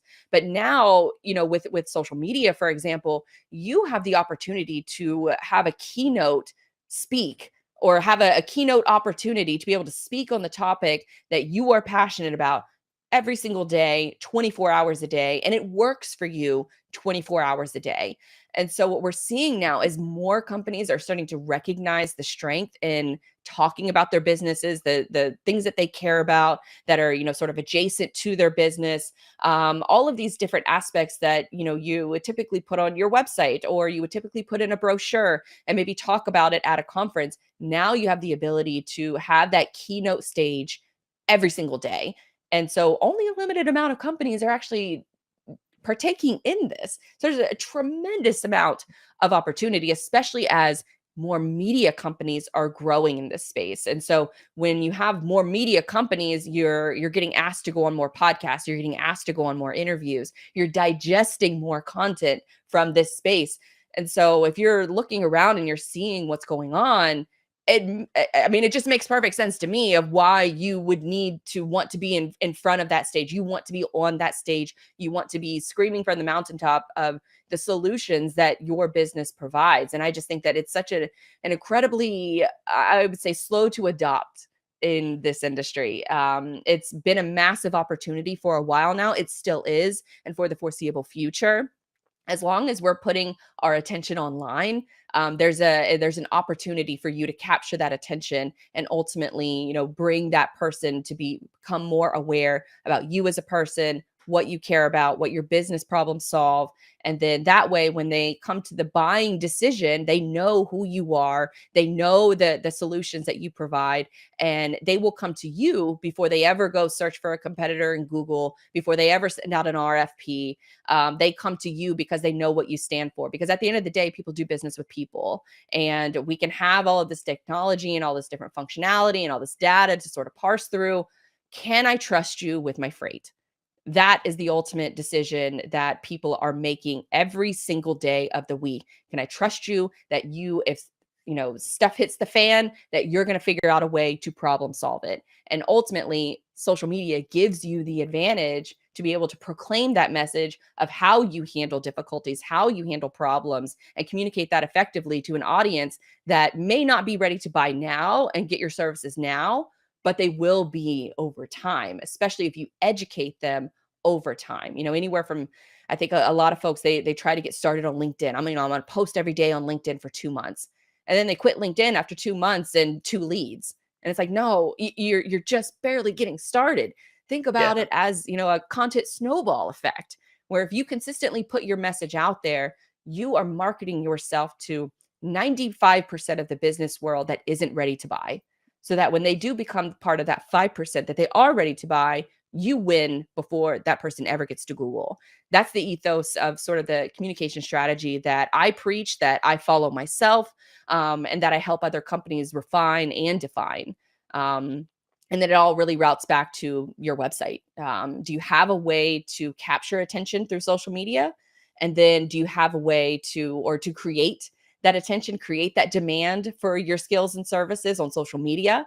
And then do you have a way to capture that attention? So are you booking meetings on your site? Or do you have a way for people to request a quote, to contact you? I'm very, very passionate about building on land that you own. So your website, your podcast, your email list, and also land that you rent. So social media, for example. I think you have to have both of those in today's world. And there's only a small percentage. I would say 5% maybe of companies, of supply chain and logistics companies, that are taking advantage of the everyday keynote that you can give. And I think 5% is being too generous. Yeah. Well, and it's such a critical time for supply chain providers too, because it is a time where I think it's somewhat unprecedented, where you have a lot of organizations that are rethinking and replanning, redesigning their supply chains, which inherently suggests that there could be different partners or new partners entering the equation, that people are out there looking for alternatives to what is broken. And so it's a great opportunity for these organizations to be top of mind, when they are ready, when their customers are ready to make that sort of a decision, for sure. So just sort of a capstone question, sort of tie this all together, everything we've talked about so far. What advice would you give to an organization that's about to embark on a supply chain improvement initiative? Like any kind of closing summary words of advice to an organization that's really trying to rethink their supply chain and being better at supply chain management? I think that the most underutilized aspect of this would be having conversations with your customers. That is the driver of every other aspect, or should be the driver of every other aspect of your business. The kind of how you communicate to future prospects would rely off of those conversations with your customers, finding out those trigger points of what made them pick up the phone and call you, what made them come to your site and convert to become a lead. The conversations with your customers is something that I don't think happens. It happens a lot from a transactional standpoint. Where is my freight going? How, trying to source different components, procurement. A lot of those conversations are transactional in that sense, but they're not at a deeper level. How are you making the lives of your customers better on a daily, weekly, monthly basis? And then how can you take those conversations and then package them in a way that you can either use that insight, use that market research to communicate to other like-minded businesses that are in their same area or in their same field or commodity, and then using those conversations in order to market the rest of your business. Because from customer conversations, you can just really just drive so much more. And I'm not just talking about surveys, that you send out in an email and you have somebody fill out, a 20-question survey. Those are important for getting a massive amount of information, but prioritizing having, at least weekly conversations with your customers, maybe monthly if their time, is a little limited to have a weekly conversation, but having those separate conversations that are separate from the transactional conversations that you're having to go in on a much deeper level. And even, if you wanted to take it even a step further, having like a customer interview series where you turn that into content, and then you have that content and you have your customer on camera talking about how your solution helped them. That is a gold mine for your marketing. Now you know the exact verbiage of what your customer is using, not the jargon that you use day in and day out with your team and your employees, because for a lot of companies, our jargon is foreign to them. You might as well be speaking a different language. But now because of those customer conversations, the exact verbiage of what they're using. So then you can use that exact verbiage to talk to your other customers, to talk to your prospects, to convey that messaging in all of your marketing. It really has just an incredible downstream effect by simply having those in-depth conversations with your customers. And I love how you gave an answer to my question, and then you tied it back to marketing. That was brilliant. So because it all ties back to, and you're right, it does tie together. It's a great idea if you're listening to your customers and learning what their needs are and how you can build your supply chain in a way that's going to better meet the needs of the customers, and at the same time, while you're at it, creating marketing content that's going to allow you to market yourself to your potential customers. That's even better. It's really firsthand market research, because a lot of this market research just doesn't exist unless you trust the research reports that come out of like Gartner or McKinsey, those types of studies. But there's no better case study than talking to the people that you're already working with. You're gonna drive so much value and so much information from those conversations, and the incredible downstream effects that it has will likely set your business up for success for years to come. Yeah, absolutely. All right. Thank you, Blythe. That was a great conversation. A lot of really interesting stuff, and operationally, marketing-wise, technology-wise, covered a lot of ground in that discussion. So much so that we're going to unpack that a bit more and build on some of the themes from that discussion. But first, we're going to take a quick break. We'll be right back with more Transformation Ground Control.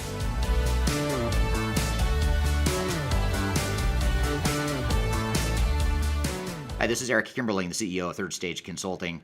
And we recently hosted our Digital Stratosphere 2022 virtual event. It's 3 days of packed content related to digital transformation best practices, about 16 or 18 different workshops and different speakers that are presenting on different topics, everything you need to know about transformation. The bad news is if you miss that event, the event's over. The live event already happened. But the good news, if you've missed it, or even if you did attend it and you want to see replays or you want to catch the sessions you missed, you can do that now by going to stratosphere2022.com. Go to stratosphere2022.com, register. All you have to do is put in your name and email address, just a few fields. You get immediate access to all the recordings. And the recordings cover everything from digital strategy, software selection, organizational change, process improvement, architecture, data migration, cloud, trends in the industry, how to avoid failure, some of the legal aspects to think about, contractual aspects to think about as it relates to your transformation. All that is stuff that you'll get by registering for Stratosphere 2022 replay. And again, go to stratosphere2022.com and you can listen to all the replays of all the workshops that you might have missed at the event. So hope you check it out, and thanks for listening. We'll see you soon.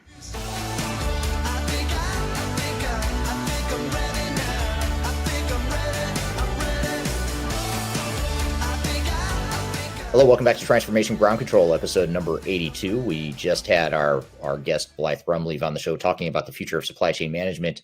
What were some of your thoughts from that discussion, Kyler? Well, first of all, what an excellent discussion, both on your guys' site and then in the comments as well. So thank you to everyone who engaged in that. Just as a reminder, we do go back and check those comments. Eric answers questions, so do I.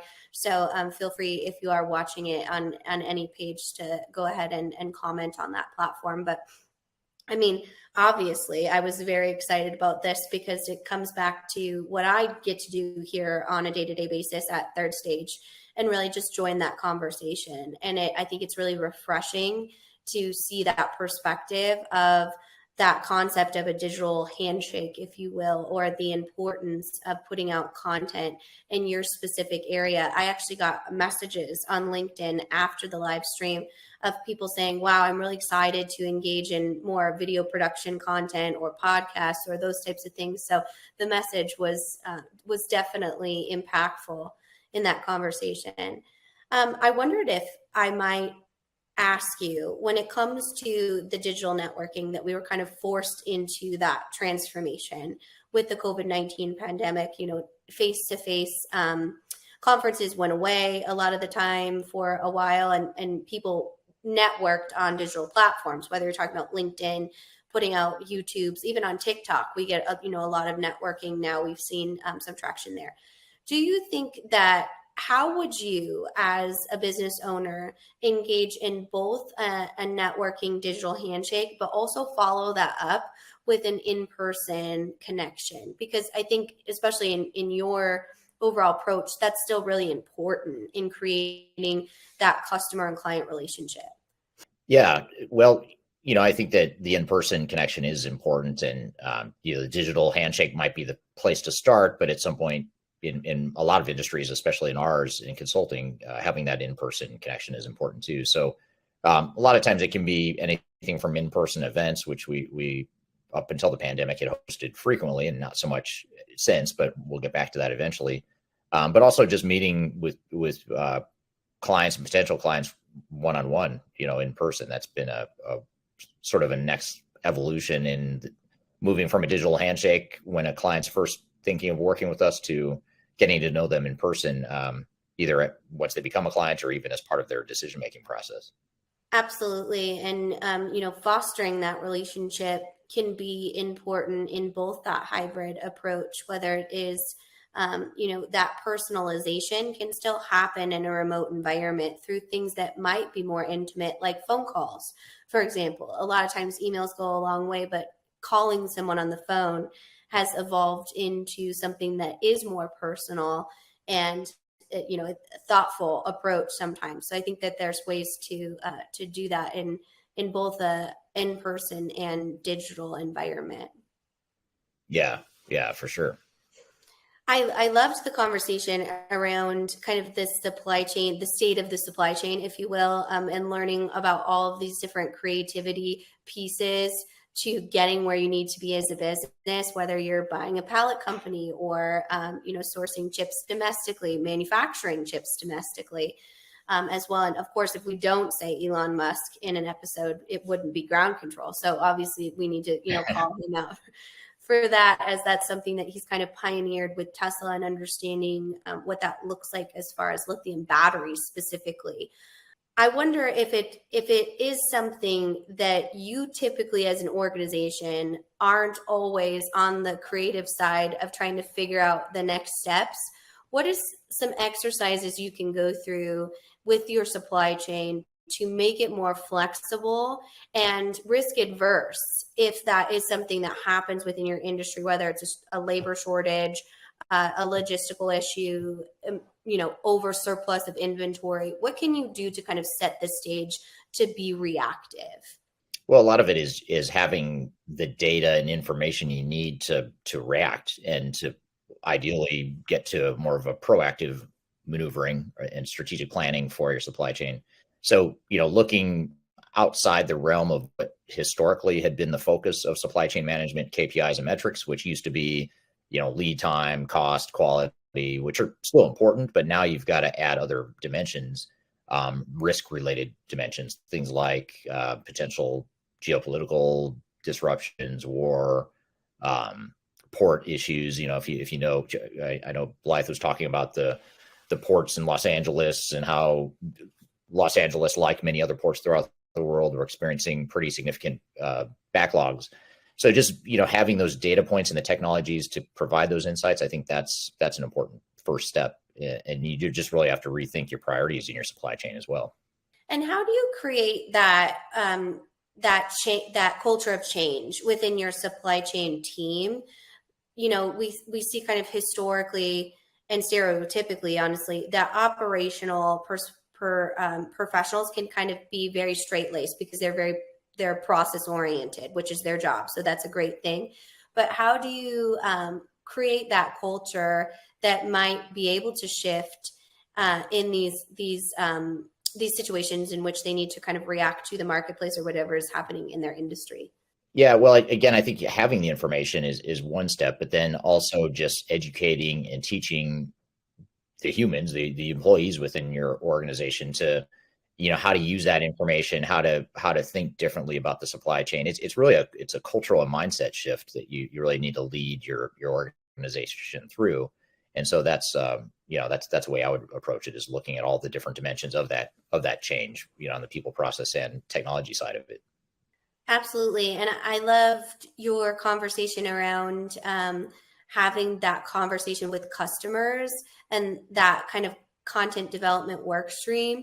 I wonder if you might be able to do that internally when you're looking at creating a culture shift with employees as well, and in an internal communications or even internal marketing standpoint, to ensure that you're surfacing any of these opportunities, or you're promoting and supporting the analyzation of these supply chain data points.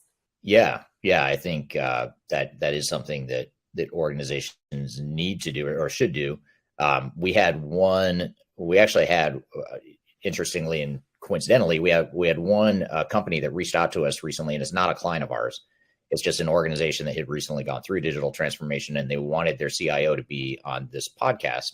And he still may be. We're sort of vetting if it's a good fit or not. But they reached out to us and said, hey, can we have him on the podcast?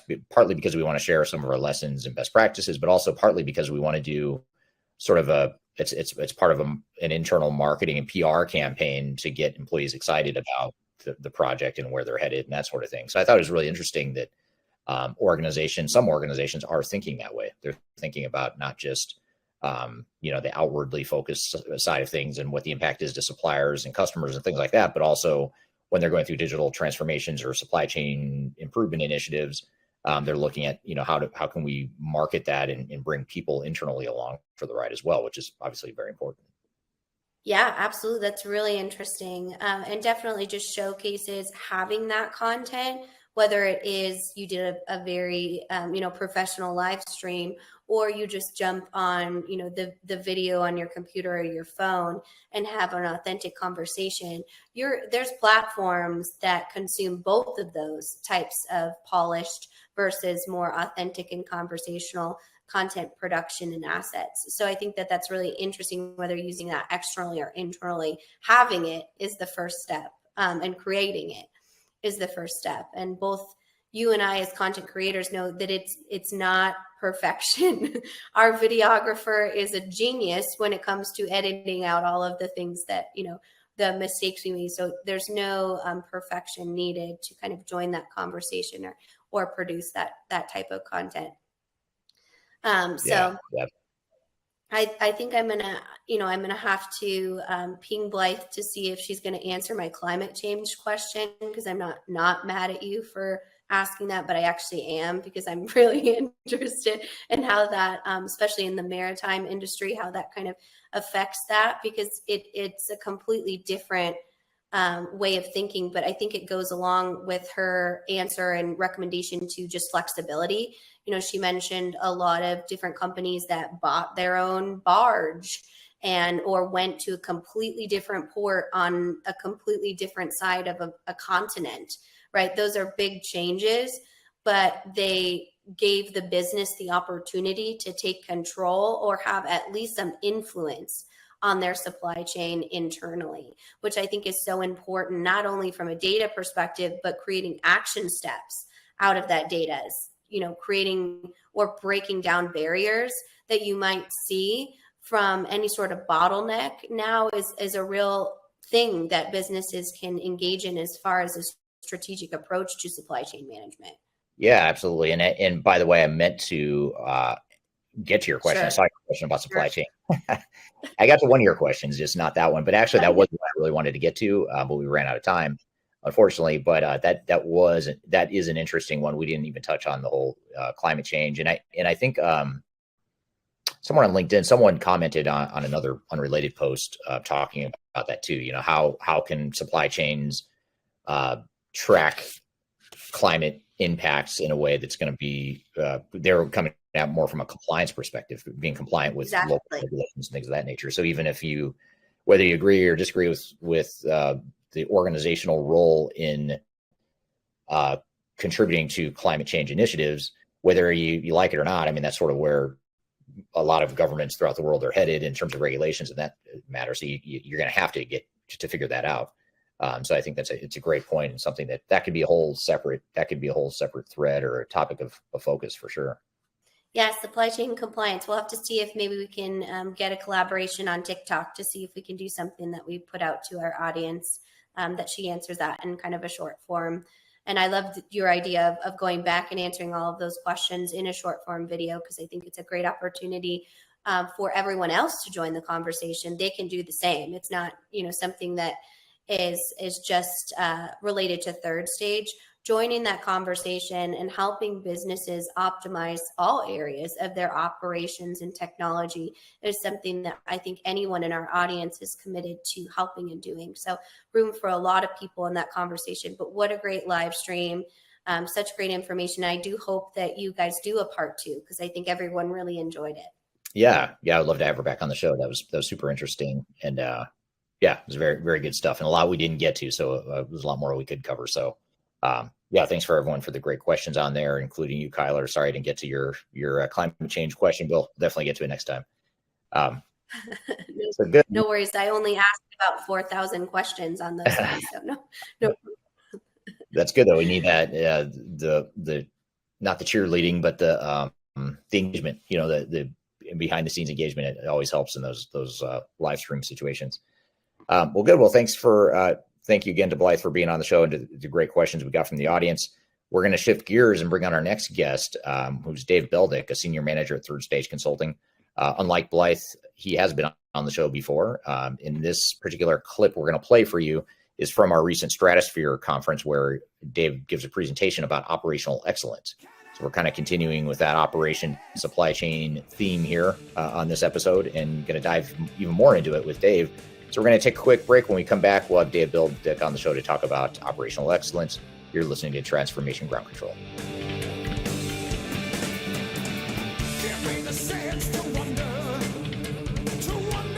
If you are aiming for transformation success, turn to Third Stage Consulting Group. Third Stage's independent and technology agnostic consulting team helps clients define their digital strategies, define their roadmaps, and manage their transformations. With offices in the US, Europe, and Australia, our team helps the world's most forward-thinking organizations through their transformation pitfalls and risks. If you are embarking on a digital transformation or business change initiative, contact Third Stage Consulting to see how we can help you reach the third stage of transformation success. Learn more about us and download independent reports, videos, and other best practices at thirdstage-consulting.com.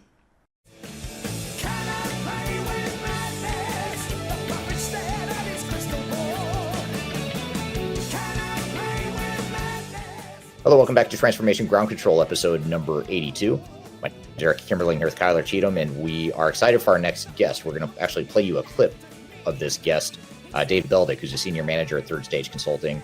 And he gave a recent presentation at one of our online Stratosphere events, which you can find the recordings. You can go stream the recordings of all these events that you may have missed just by going to stratosphere2022.com, and you can find this along with all the other presentations that have been given in that online event. But this particular one is focused on operational excellence and really how you can achieve operational excellence as part of your digital transformation. And so why don't we go ahead and roll the clip, and then we'll come back with some follow-up discussions as well. Here's Dave Beldyk talking about operational excellence. My name is Adam Cheatham. I'm a director of strategy and transformation at Third Stage Consulting Group, and we are really looking forward to sharing more of our thoughts on this topic. So as we do this, we'll introduce Dave Beldyk, of course. Dave, would you like to introduce yourself? Yeah, hi, I'm Dave Beldyk. I've been, I've probably got about 30 years of industry experience and a lot of experience in the ERP space, about 20 years of implementation and operation experience there. as well as about 5 years of continuous improvement stuff. So to me, the business process management and continuous improvement kind of go hand in hand. It's a pretty good marriage there. Yeah, that's fantastic. And Dave and I have worked together on a number of these types of projects, so we're glad to have him here. As we're jumping in, Dave, I figure I'll give you the first crack at offering a definition of operational excellence and or business process management. What do those topics mean to you? Well, when I talk about business process management, I can remember it back 20 years ago when people talked about business process management, and back then it was more about understanding your processes and dissecting them and really just being able to apply some of the continuous improvement activities to where you have a particular process step that's giving you a problem and understand what is it that's do root cause analysis and that sort of thing and be able to dive into it and focus on it. But today it's a little different. It's all that, but there's much more of an automation need to it. There's the expectation that you're looking toward, how do I automate this step? How do I make it touchless? And that's probably the big difference between today and years ago, is that the business process management is, how do I make my processes as efficient as they can be and automate it as much as they can be. And operational excellence is it's sort of I guess it's kind of a philosophy, if you will. It's kind of like, it's almost got that philosophical feel like continuous improvement. And business process management is the means to achieve operational excellence. That's kind of how I think of the two. Okay, that's a great philosophy, that business process management is the road to achieving operational excellence or continuous improvement, if you will. Which kind of gives me a thought here, like when you start thinking about projects and those types of topics, one of the basic principles is, as you have a project, your project should always have an end date, right? So from a perspective of operational excellence, how do I know I have achieved operational excellence? Is there an end date to that? To me, it's kind of like continuous improvement. It's not really an end date. You get better and better and better, but there's always something else to go work on. So I don't think it's an end. I don't think that it's like I said, it's kind of a philosophical thing you drive, and the things you worry about today hopefully are a lot more down in the weeds, detailed stuff compared to what you worried about 5 years ago. So but it never ends. You just keep sharpening the pencil and getting better. That seems about right. We refer to 3 stages of a rocket launch, and that third stage being that continuous improvement space where orbit and is a bit more self-sustaining and driven towards continuous effortless movement. So how do you see, and how have you seen in the past technology enable that type of operational excellence, not just through the point of achieving a state where you're in that continuous improvement mode, but also from a perspective of how it figures into business process management? Well, I think you see a lot more. There's actually a lot of tools out there now to help with the business process management, and they have a lot of commonality in terms of the approach. I mean, you still have to there is a manual aspect to it to start with. It's kind of mapping your processes and understand the pieces, and then understand the steps along the way, and kind of understand the decision points and all that. But there's a lot more. Like I said, there's a lot more vendors out there that offer tools to help guide you through that process. There's a lot of commonality in the approaches, but the tools differ a little bit. And it's I think that's a big thing that's changed a lot, is having more automated tools for that. Hello. I hear a Brian Locker. Did I hear Brian? Oh, good. Sorry about I was hoping you were coming, Brian. Sorry about the technical issues, everyone. I've been in here before and it didn't work, and my video doesn't seem to be working, but I am here. My name is Brian Locker. I'm a manager at Third Stage. Been working in the business process management space for the last 15 years or so, Six Sigma black belt, and I'll cut right back into the questions from Adam. Let us keep going. Sorry about the delay. Yeah, so Brian, I was asking Dave what his thoughts were on operational excellence and whether or not that has an end date, and some of the more continuous improvement oriented things. I'd be curious to hear your opinion on how technology factors into business process improvement, and how technology factors into achieving operational excellence and continuous improvement. What do you think? Yeah, so I mean, definitely would see operational excellence as a journey. You've never, well, some organizations may be in better places than others. You're never, it's never about reaching an end state. It's about always aiming for that improvement. And technology can be a big piece of that. It's definitely not the only piece of it, but technology can offer you a lot of benefits in that space. One of the areas that can help with a lot is just being able to give you data and tracking and managing and being able to see the state of your processes. So there are a number of different areas of technology, whether it's data captured in an ERP system or a CRM, or whether you're using a business process management system, or even less robust tools for organizations that are just getting started out. Anything that's able to give you some insight into your processes and data around those can be a big benefit in helping to know the state of where you're at and aiding you in that continuous improvement journey. Interesting. That's a great take on it. You and Dave have two ends of that conversation, where you reference the data that can come from technology, and Dave referenced it as a tool. As you're combining these two thought processes, what do you guys think about the methods and the madness, if you will, behind using technology to get the right data to improve the right processes? How do I know which data to use and which tools to bring to the table?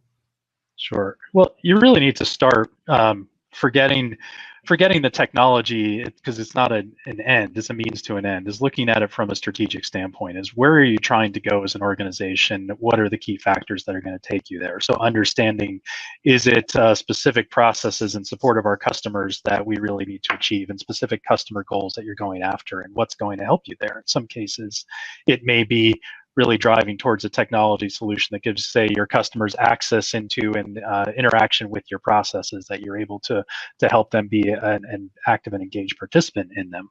Or you may find that your customers don't want to know what's going on. They just want you to deliver what you need to for them, for example. And then it's really about your own internal excellence and your ability to be efficient and effective in your processes. So it can really vary, and it depends a lot on defining first what are your strategic goals around what you're trying to achieve, and how do your processes and your technology fit into it. Great. Dave, what do you think about that? I was reading the question coming up. We do have a question on there as well. But, sorry, I was. Hit me again. Let's move to the question then. Dom, I appreciate your participation in the chat room. Dom's question is, how would a business best approach business process mapping when taking on an SAP S/4HANA project? My experience was the PM on the business side of the S/4HANA 1809 implementation. We did map the as-is processes prior to the SI turning up, but when they got onto the project, they didn't really look or want to engage with those, because SAP S4 was all about best practice and fit gap workshops around the S4 process, not the old processes. So what do you think about that topic, Dave? Yeah, it's an interesting one, because when you get into these, do I map the as is, there's a lot of different philosophies about that. And I think some people do feel that, it's a waste of time because I'm moving to something bigger and better, and I really want to adopt best practice.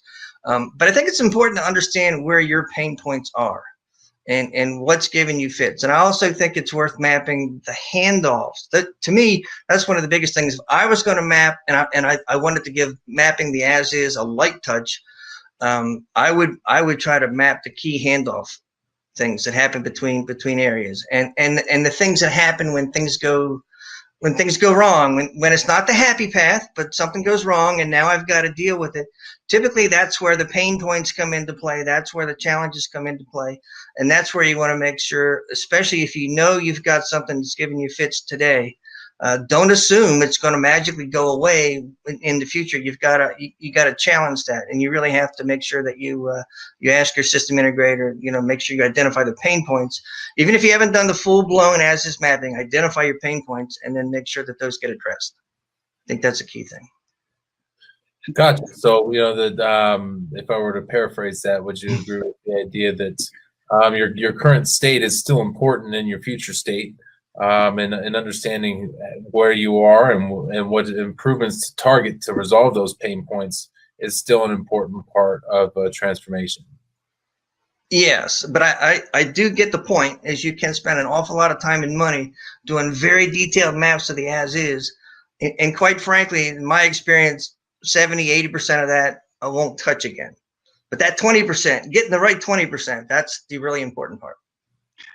And I can add to that too, and I agree with Dave completely there. When you're looking at how it factors into the system you choose and how that implementation is going to go, the as is important to have that understanding of what that direction needs to be, and it can help you to make that, and it's a key factor in really being able to decide what system is the right fit. And to your point, Dom, SAP S/4HANA is going to be more geared towards, there are some specific ways of doing things that are meant to happen on that platform, and choosing that is going to be driving a strategic direction in that implementation that it's going to be more aligned towards, you want to do things in the way that SAP is going to do them, and you need to make sure as you're doing that selection that you are there. Whereas other software platforms, say Microsoft Dynamics, may give you a lot more room to be able to make some of those decisions along the way. So doing that as is state and being able to factor that into your business requirements and how you're selecting software helps align your processes with the software that you're going to use and help you get into the right place with your selection. Okay, we're playing a clip from Dave Beldyk talking about operational excellence. We're going to pick up the clip when we come back from a quick break. You're listening to Transformation Ground Control.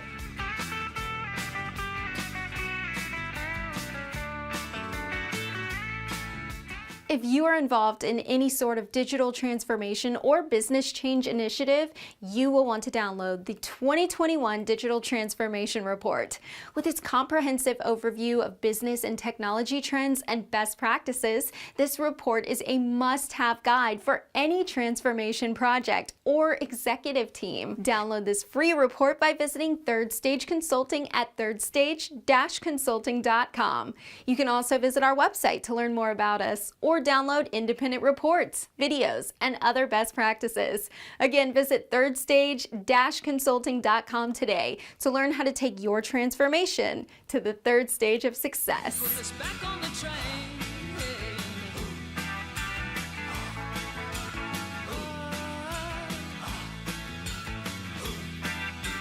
Hello, welcome back to Transformation Ground Control, episode number 82. We're here listening to Dave Beldyk give a presentation about operational excellence during digital transformation. So that's when you start talking about software selection, that's another great example of a factor in this that can impact your business process management. What role does the selection of software play in business process management on the whole and achieving operational excellence? So it's going to tie again to the strategic direction you're trying to go, and what are the process goals that you have and how you need to orient them, and what are you going to be able to find from a software that's going to do it. So part of it is choosing software within a category that's going to fit to what you want to do. Part of it is also understanding from this perspective of what software you need and what categories. You know, for example, I'm working with a client right now who has a highly customized CRM system that they're using essentially as a CRM and an ERP right now, and they have a disjointed HCM system that's sitting next to that. And so what they have is they've built a lot of their processes around the fact that it is their customer system is how they are managing everything that they do, and everything flows through that, and they've highly customized it, and it's pretty rigid and inflexible at this point. So in their case, it's taking a look at, well, we need to look at our CRM options, our ERP options, our HCM options,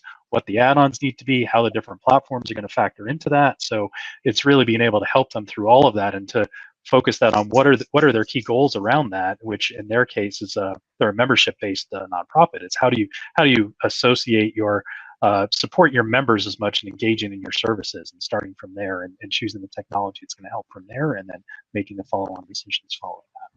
Yeah, I mean, just to add to that, I mean, I heard Brian talk about the add-ons and that sort of thing, and to me, it's how do you make the pieces all talk together, right? So that's the important part there, and I think the other key thing is what kind of native workflow is already in the system, and how well does it talk to external pieces, especially if you're going to do collaboration with vendors or customers and that sort of thing. So being able to to hook the pieces together and get it to talk and be able to add automation components to that, I think that's that's a key part of some of the software selection criteria.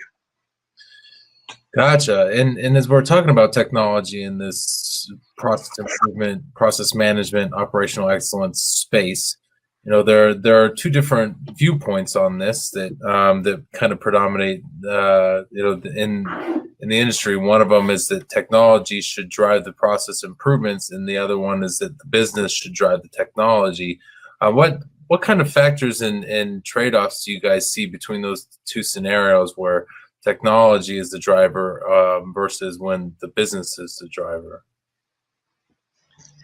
Well, I'll start it. Brian probably can add to it, but I think part of the challenge, and a lot of it has to do with the culture and experience of the company, right? So, I think when the business is driving the activities, I think you can see where you're struggling, and you can make that incremental change, but sometimes you've got to have someone from the outside tell you about something you never even dreamed was possible, but someone's doing it, and it can help you a lot, but you just never even thought to consider it. That's the flip side of where the technology is driving the thing.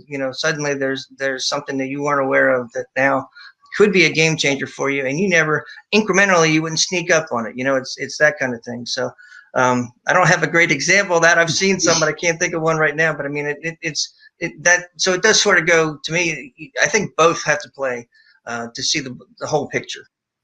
Yeah, I agree with you there, Dave. And I would add too that the other consideration you have to think about in this is what is it that makes you unique about an organization, whether it's competitive advantage in your industry, whether it's something about your industry that isn't an exact fit to what you're going to see elsewhere, and making sure that you're protecting and focusing on those things is where the business needs to drive the technology, and not letting, if there's an industry solution that's a great fit for all of your competitors, but it's going to make you just like them in an area where you can be better than them now by doing something unique, you obviously don't want to make that change just because the technology is going to drive it.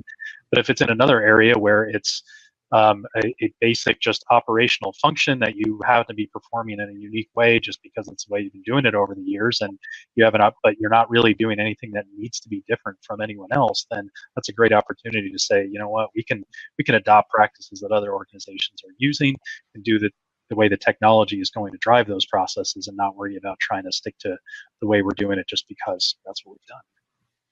Yeah, what I've seen so many times with organizations is that the technology was chosen by the business to enable some of these process improvements and drive towards operational excellence.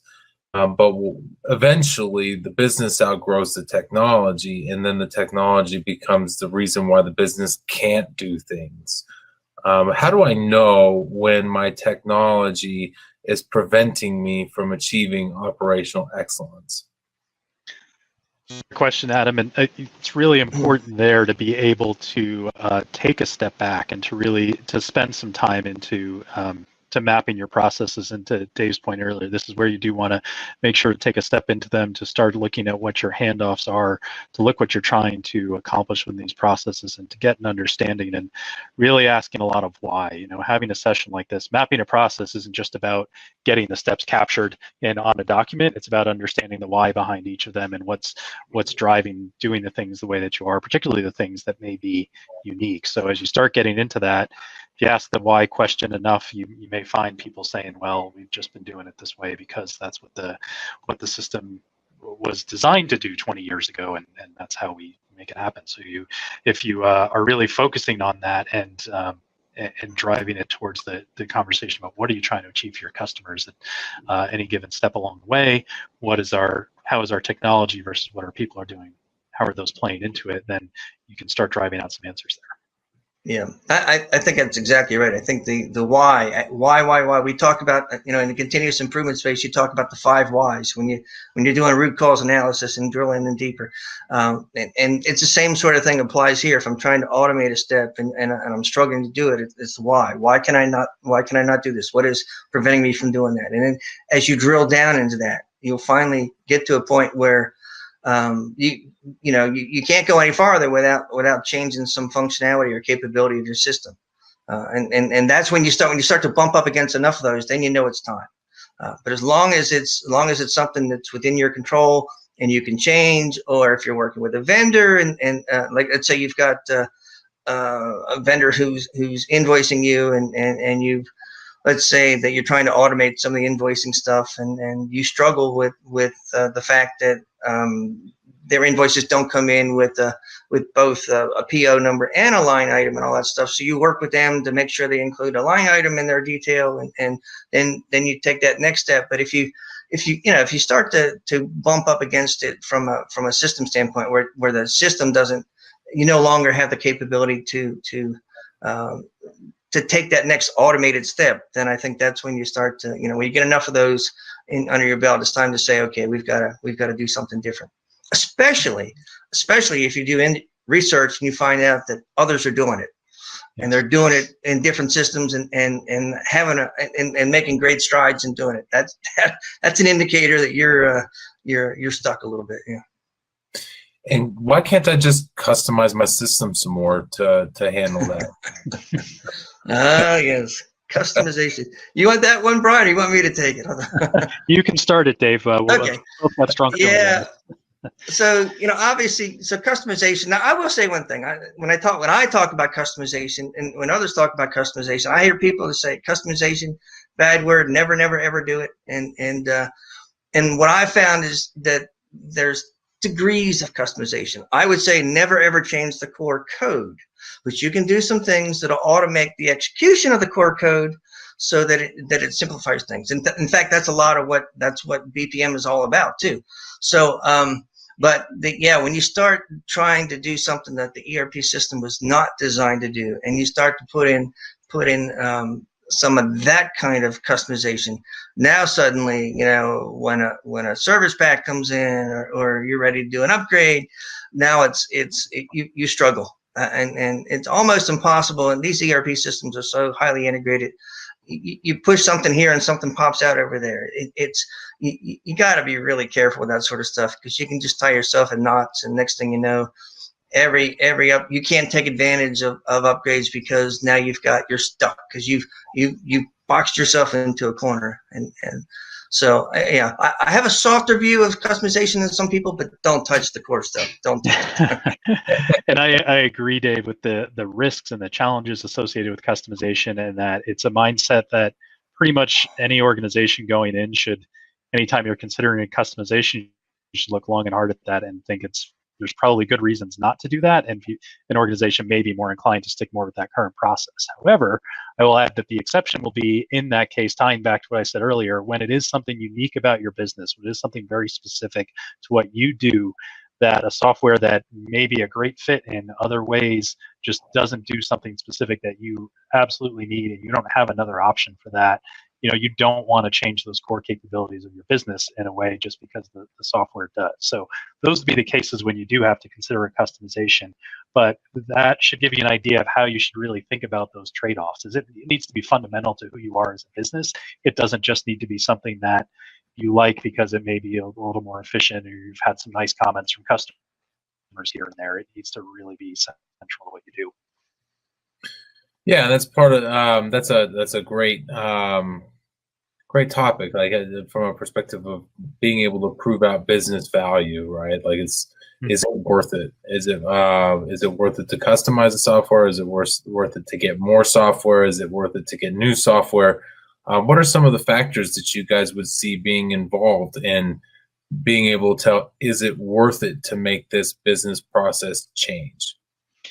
Yeah, and I think you have to look at it first from the perspective of really considering your range of options pretty broadly. So if you don't want to limit yourself to just how can I customize the software to fit this, or there are a lot of process levers that you have in play that you can look at. So looking at everything throughout your supply chain, everything from where you're receiving information, what you're doing with it, handoffs that you're doing internally, how you're passing on to your customers, you may be able to find where there are things you can make a change to in a different way than what you were envisioning.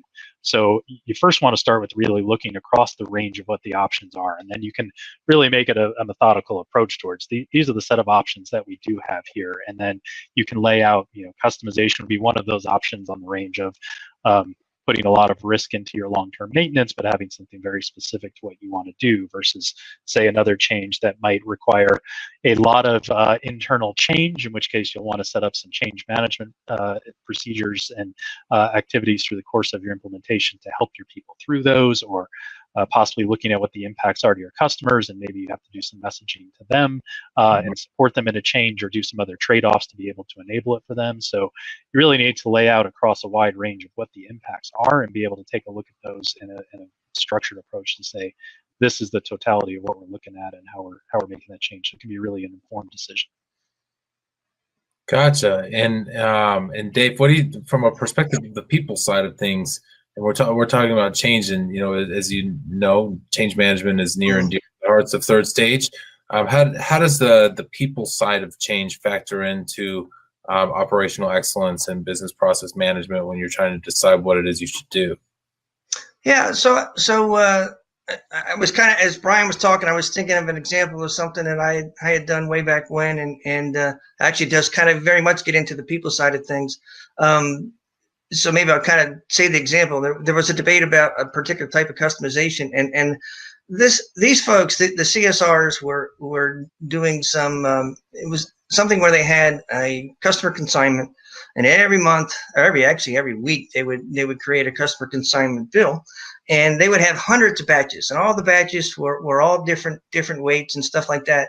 And they had this, the out of the box, it was, you don't need any customization to do that. What they were doing was Control C, Control V, batch number, Control C, Control V, weight, and they were doing this hundreds of things, and they almost never got it right from the get-go. And where they found out it was wrong was when they went to post it, and it was just driving folks nuts. It was taking hours. They were getting made mistakes. Everybody was frustrated, and the cool thing about this one is the rules were very simple. So every time they consumed a batch, they consumed the entire batch. So it was very easy to write a simple routine that would do that, would grab the batch number, and then we basically presented the inventory and said, put a little checkbox next to it. I want this one, this one, this one, and this one. Press a button. It always got the batch right. It always got the amount right, and it always posted right after that. And it took about 10 minutes to do what was taking them hours. That is, to me, is good kind of customization. It's not truly customization. I didn't change any core functionality whatsoever. Had a big impact on the people. The morale was suddenly just turned on a dime. And so when you talk about the change side of things, listen to the people. They'll tell you where the pain points are. And it's not just grumbling, but you can't have that "we shall not have any customization" hat. You've got to think about it. Is there a reasonable way to do this that's low risk, achieves either great reduction in errors or great reduction in effort? And if you can do both errors and effort, great. So kind of you kind of have to balance those things. The more pain there is, the more likely it is that there's something you can do about it.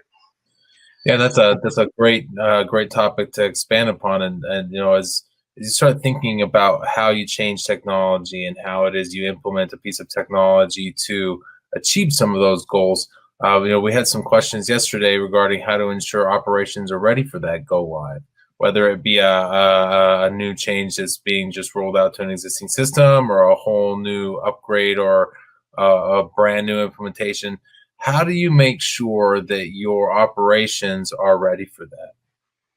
So, there's a couple of pieces of this. One obvious one is just from the testing side of things and just making sure that you validated the system is doing what it needs to. But I think from a more taking a look at it from that people perspective and how we look at it, there's a much broader range of activities in terms of you could have the system work fine, but people may not be aligned within their day-to-day jobs of how they're actually going to go about and utilize that. So that's where you have a much different challenge, and it's one that it's not necessarily the role of your system integrator who's developing the technology for you to be that in depth with what your people are doing and how they're executing their processes on a day-to-day basis, even with things that aren't tied into that system they're implementing. So what you need to have there is a lot of preparation as you're identifying what these changes are. And this taps into what we were talking about earlier with as-is process maps.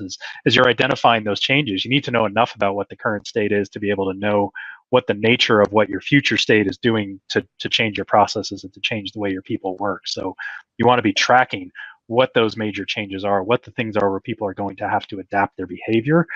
You want to have some kind of change impact analysis that you're going through in your implementation process, and that you have an action plan around each of those, that you're taking steps to change the procedures, help with the training and communication around all of it, and make sure that people know what it is they need to do on day one, and that they've really been able to vet out those things and work through them with you. Right.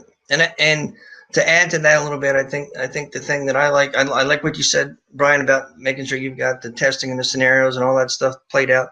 I do believe in real life scenarios. I mean, if you're like this thing with the customer consignment piece, if the way it was tested when that was done was, let's bring up the transaction and let's do a Control C, Control V, and oh, lo and behold, it works. Great. Just do that 100 times, you'll be good to go. And of course, that didn't work. So if you're going to do, I definitely believe you should do as realistic scenarios as you can. We should have tested a 100 line item. We should have done that. I think anytime you physically touch product, where it involves, something going on in the warehouse or something, in the manufacturing space where I'm going to integrate with a machine to pull some information, do it, test it. Don't just hand wave your way through that. Don't do a conference room test for those kind of things. You've got to take the real world into account. And, I've seen things that unfortunately some got discovered after go live where they had to kind of shut down and rearrange the warehouse and just stuff like that, because they couldn't do what they thought they could do. What looked fine on paper didn't work in the real world. So you really have got to challenge yourself to push the envelope on all of those things that really have, where there might be some physical limitations. You need to find that out well before go live, not during go live. Okay, we're playing a clip from Dave Beldyk talking about operational excellence. We're going to pick up the clip when we come back from a quick break. You're listening to Transformation Ground Control.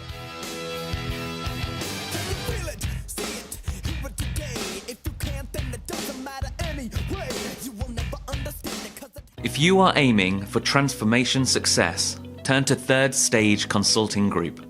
Third Stage's independent and technology agnostic consulting team helps clients define their digital strategies, define their roadmaps, and manage their transformations. With offices in the US, Europe, and Australia, our team helps the world's most forward-thinking organizations through their transformation pitfalls and risks. If you are embarking on a digital transformation or business change initiative, contact Third Stage Consulting to see how we can help you reach the third stage of transformation success. Learn more about us and download independent reports, videos, and other best practices at thirdstageconsulting.com.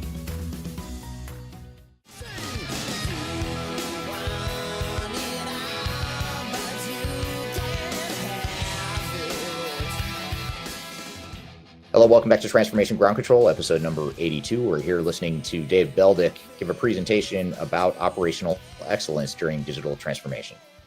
As you're considering that, how do you know to what extent to cover edge cases, exception paths, and stuff like that outside of the happy path? How do I know how far down to go with those scenarios and those use cases that are exceptions rather than the happy path, and how do I factor those into our operational excellence and business process management tactics? Yeah. Mike, I can start, Brian, and then you can chime in. I think when you're doing business process management, one of the things you're going to get into is as you're trying to automate certain things, or you're trying to understand how I can improve this particular step along the way, you're gonna come up with probably a Pareto analysis of what are the things, what are my failure reasons, and how much impact do these things make. Just the act of doing that, once you understand that this is the particular step I really got to hone in on, then you start to lay out a pretty good path. You start to understand where the focus needs to be. So just quantifying how good could I get if I could fix this, that tells you that sort of helps you prioritize things. And so, that to me, that's the whole thing, is whenever you're doing any kind of continuous improvement, is what's the bang for the buck? So I need to know where my pain points are. I need to quantify them. And then I need to understand, how do I, can I fix it? Or is this going to take an upgrade? Or, and just trying to lay that out.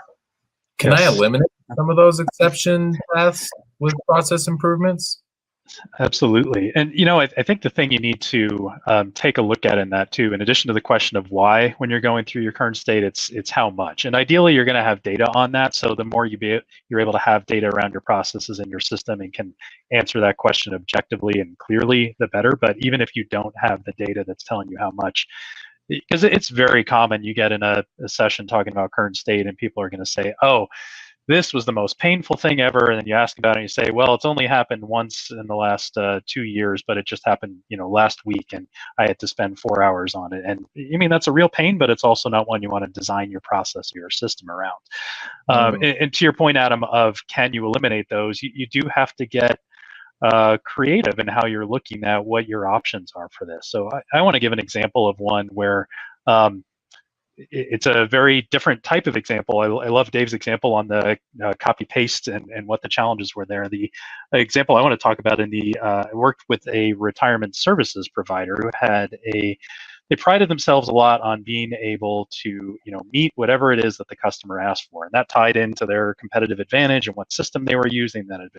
It was a home built system that had been highly customized for things. And it was a culture, though, of pretty much saying yes to anything that clients were asking for, and then always just dealing with the operational challenges down the road. So it wasn't just one case of trying to figure, can we customize this or that? It was a constant battle of, there's always something coming up that people are going to have to figure out process workarounds to deal with everything that's getting promised from sales. And this wasn't just sales going, off track of what they were supposed to do. This was culturally what the organization was about, doing that. So that type of shift was one that the direction to address that was really putting in a robust process for product exceptions and an oversight into, if you're going to request something outside the norm, it's got to get approved by certain people. It's got to have more of an analysis of what the cost is around that.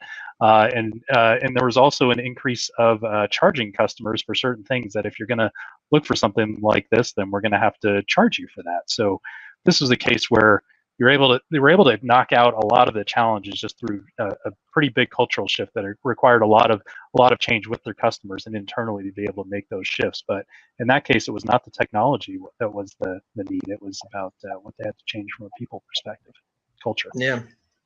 And Brian said something that sparked another thought with me, was when he said it's not just when he said how much. When you talk about how much, I once got burned in a different go live where we were talking about we kind of prioritized the activities that sites were doing, and we it was like this one site sold so many million pounds a year and this other site sold another so many million pounds a year. We had this tiny site that only was like 10% of the total footprint. Well, we didn't really fully appreciate until after go live was that it was 10% of the total volume by pounds, but it was 55% of the total volume by transaction. So, and it's in this kind of stuff, it's the transactions that burned it. They sold a whole bunch of little tiny things, and we fell on our face on that site because we didn't look at it right. We did not appreciate the fact that they just did a whole lot more transactions. And I mean, you have inefficient transactions and you're doing a whole lot of them. That's a problem.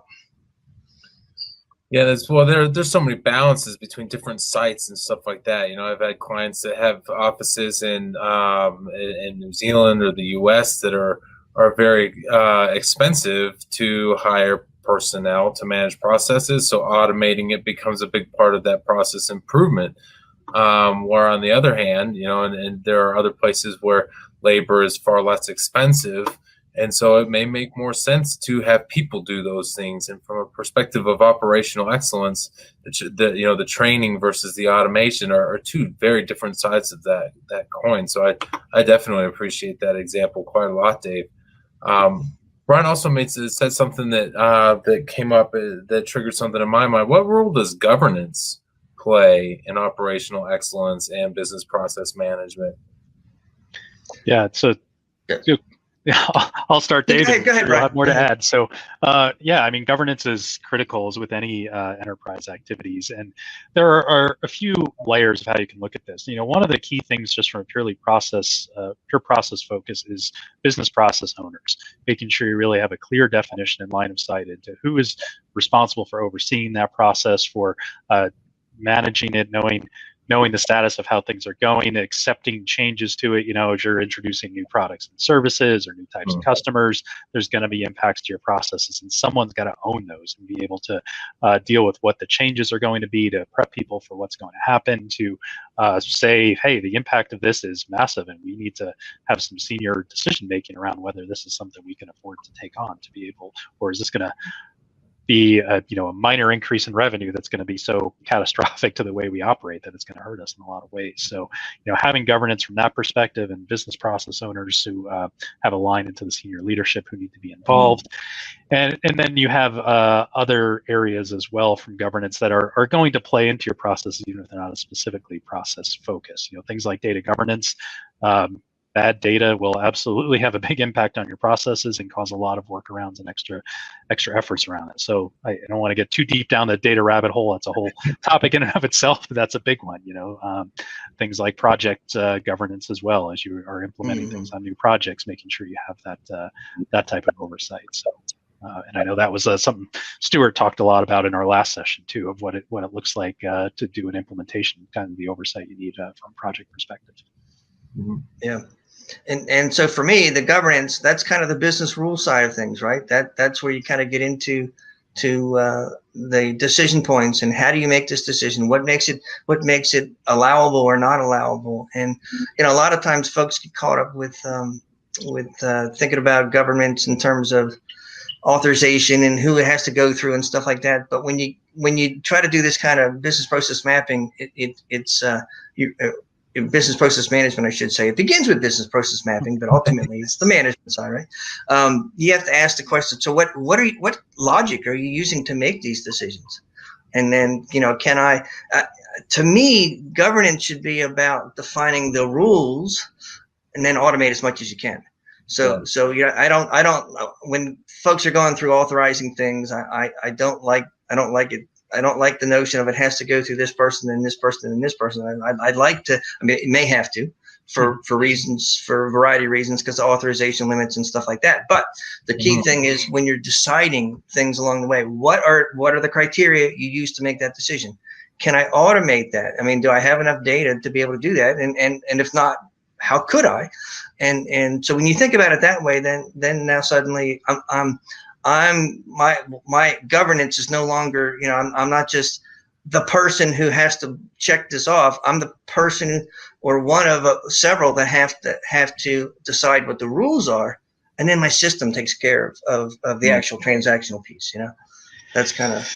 Yeah, and Dave, you get into a lot too if organizations are so focused on those approval paths. You get a lot of checkers checking the checkers, and a process that's more problematic, and no one owning the quality of the process, because everyone owns it. And you might see one process that the same information is getting checked 3 or 4 times. People have different standards in how they're checking it, and it can be a tough sell for people, especially when the technology doesn't support very well. But it's not just about the technology, but of trying to say you don't need to have this many sets of eyes on something, because it's not improving the quality if you don't have someone who is just accountable to something being right. Yeah. And there's so much wrapped up in this conversation of operational excellence and achieving that, and business process management, and the improvements that are included in it, and how I get there. And so we could talk about this for days, I'm sure. Especially if I'm involved in it.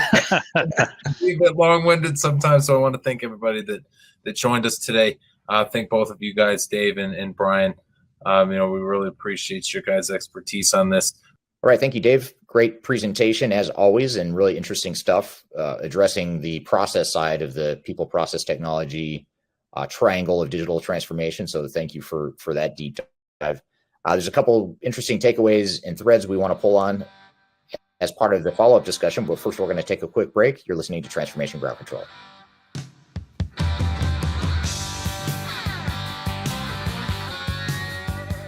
Hi, this is Eric Kimberling, the CEO of Third Stage Consulting, and we recently hosted our Digital Stratosphere 2022 virtual event. It's 3 days of packed content related to digital transformation best practices, about 16 or 18 different workshops and different speakers that are presenting on different topics, everything you need to know about transformation. The bad news is if you miss that event, the event's over. The live event already happened. But the good news, if you've missed it, or even if you did attend it and you want to see replays or you want to catch the sessions you missed, you can do that now by going to stratosphere2022.com. Go to stratosphere2022.com, register. All you have to do is put in your name and email address, just a few fields. You get immediate access to all the recordings, and the recordings cover everything from digital strategy, software selection, organizational change, process improvement, architecture, data migration, cloud, trends in the industry, how to avoid failure, some of the legal aspects to think about, contractual aspects to think about as it relates to your transformation. All that is stuff that you'll get by registering for Stratosphere 2022 replay. And again, go to stratosphere2022.com and you can listen to all the replays of all the workshops that you might have missed at the event. So hope you check it out, and thanks for listening. We'll see you soon. Hello,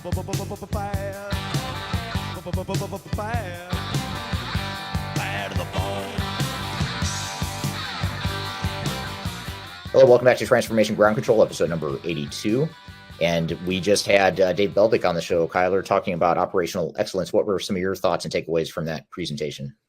Absolutely. Well, Dave always does such a great holistic job of wrapping a bow around operations, which can be very complicated, and identifying that target operating model that's needed to go through a digital transformation. I think the thing that I always like about Dave's approach is it's so process-based, and he gives really actionable tactics in that keynote that all organizations can take a look at. And I think a lot of times we associate, and you would have a better insight than myself, a target operating model as a one-time exercise, or only going through when you're looking for a new process, a new technology, a new roles within the organization, when really it should be a constant health check throughout, quarterly, annually, those types of things, to ensure that you're staying focused on that optimization and identifying any key indicators that something might need to be changed. So I think I really like that idea of his approach, is it's more of a journey than a one-time exercise. Yeah, absolutely. And kind of that continuous improvement sort of mindset. And it also, he always brings in the people side of it. And I know our overall brand messaging is people, process, technology, right? They go together as a synergy, and one cannot work without the other. And I think a lot of times we can look at a target operating model as just that, an operating model, how the business functions, without thinking about the human component of that. And I like how he really focuses on organizational change, again, from a very tactical approach, so that you can not only create this target, but achieve the target through how the organization behaves. Yeah, absolutely. And he does do a nice job of tying not just technology, but KPIs and those sorts of metrics and measurements of operational excellence as well. Definitely. And so to follow on to that, Eric, is there something when it comes to any of the third stage resources that you found as kind of a best process manual or a piece of content that you found really successful in understanding either the target operating model or just overall operational excellence that we could give our audience as a follow-up here? Yeah, there's a couple things. I mean, we've had a couple of different podcast interviews that have dug into the whole target operating model and business process management side of things. So I don't know if do we have a playlist on our YouTube channels that cover business process and operations? So that'd be one thing, is go to the Third Stage YouTube channel and find those playlists that pertain to operational excellence. And you can certainly go to my individual YouTube channel as well, just search Eric Kimberling. You can find some of them. There's some duplicate content or ones that are on both channels, but there's unique content to both channels as well. So you might want to check them both out. And then we also have, our digital transformation report that we publish each year. Or we just published our 2023 transformation report. It covers a whole host of best practices around digital transformation, including operational best practices and things of that nature. But it also gets into change management, digital strategy, technology, and stuff like that too. So those are three things that come to mind: are the 2 YouTube channels and the transformation report. Absolutely. And again, we've kind of preached with Blythe earlier about joining the conversation. If you do have questions about operations, they can be very complex. And the packaging that we provide and value to our clients here at Third Stage and our community in general is just the overall process audit and understanding where are you at now and what are your opportunities to move towards a better, efficient, healthier business in the future. And that's what Dave does on a day-to-day basis. So if you have questions, please feel free to connect with him on LinkedIn or reach out to Eric or myself, and we can, kind of help advise on what are just some basic next steps in a really informal environment. Yeah, absolutely. Be happy to brainstorm ideas with you and bounce around ideas as it relates to your digital transformation, whether it's on the operational side or whether it's the digital strategy, the software selection, implementation, change management, any of that stuff. We're happy to brainstorm ideas with you. So reach out at any point for that, for sure. Well, good. Well, want to thank you for another great episode, Kyler, another epic episode that was packed full of content. So appreciate your time here today and appreciate the audience for being here as well.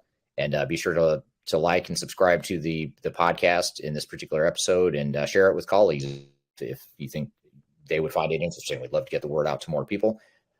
We have new episodes every Wednesday on LinkedIn, YouTube, Facebook, Twitter, and all the audio podcast platforms. So be sure to check us out again next Wednesday. And you can also go back and see the other 81 episodes that you haven't seen if you missed any of those 81 episodes prior to this one as well. So hope you all have a great week. We'll look forward to seeing you next week on Transformation Ground Control.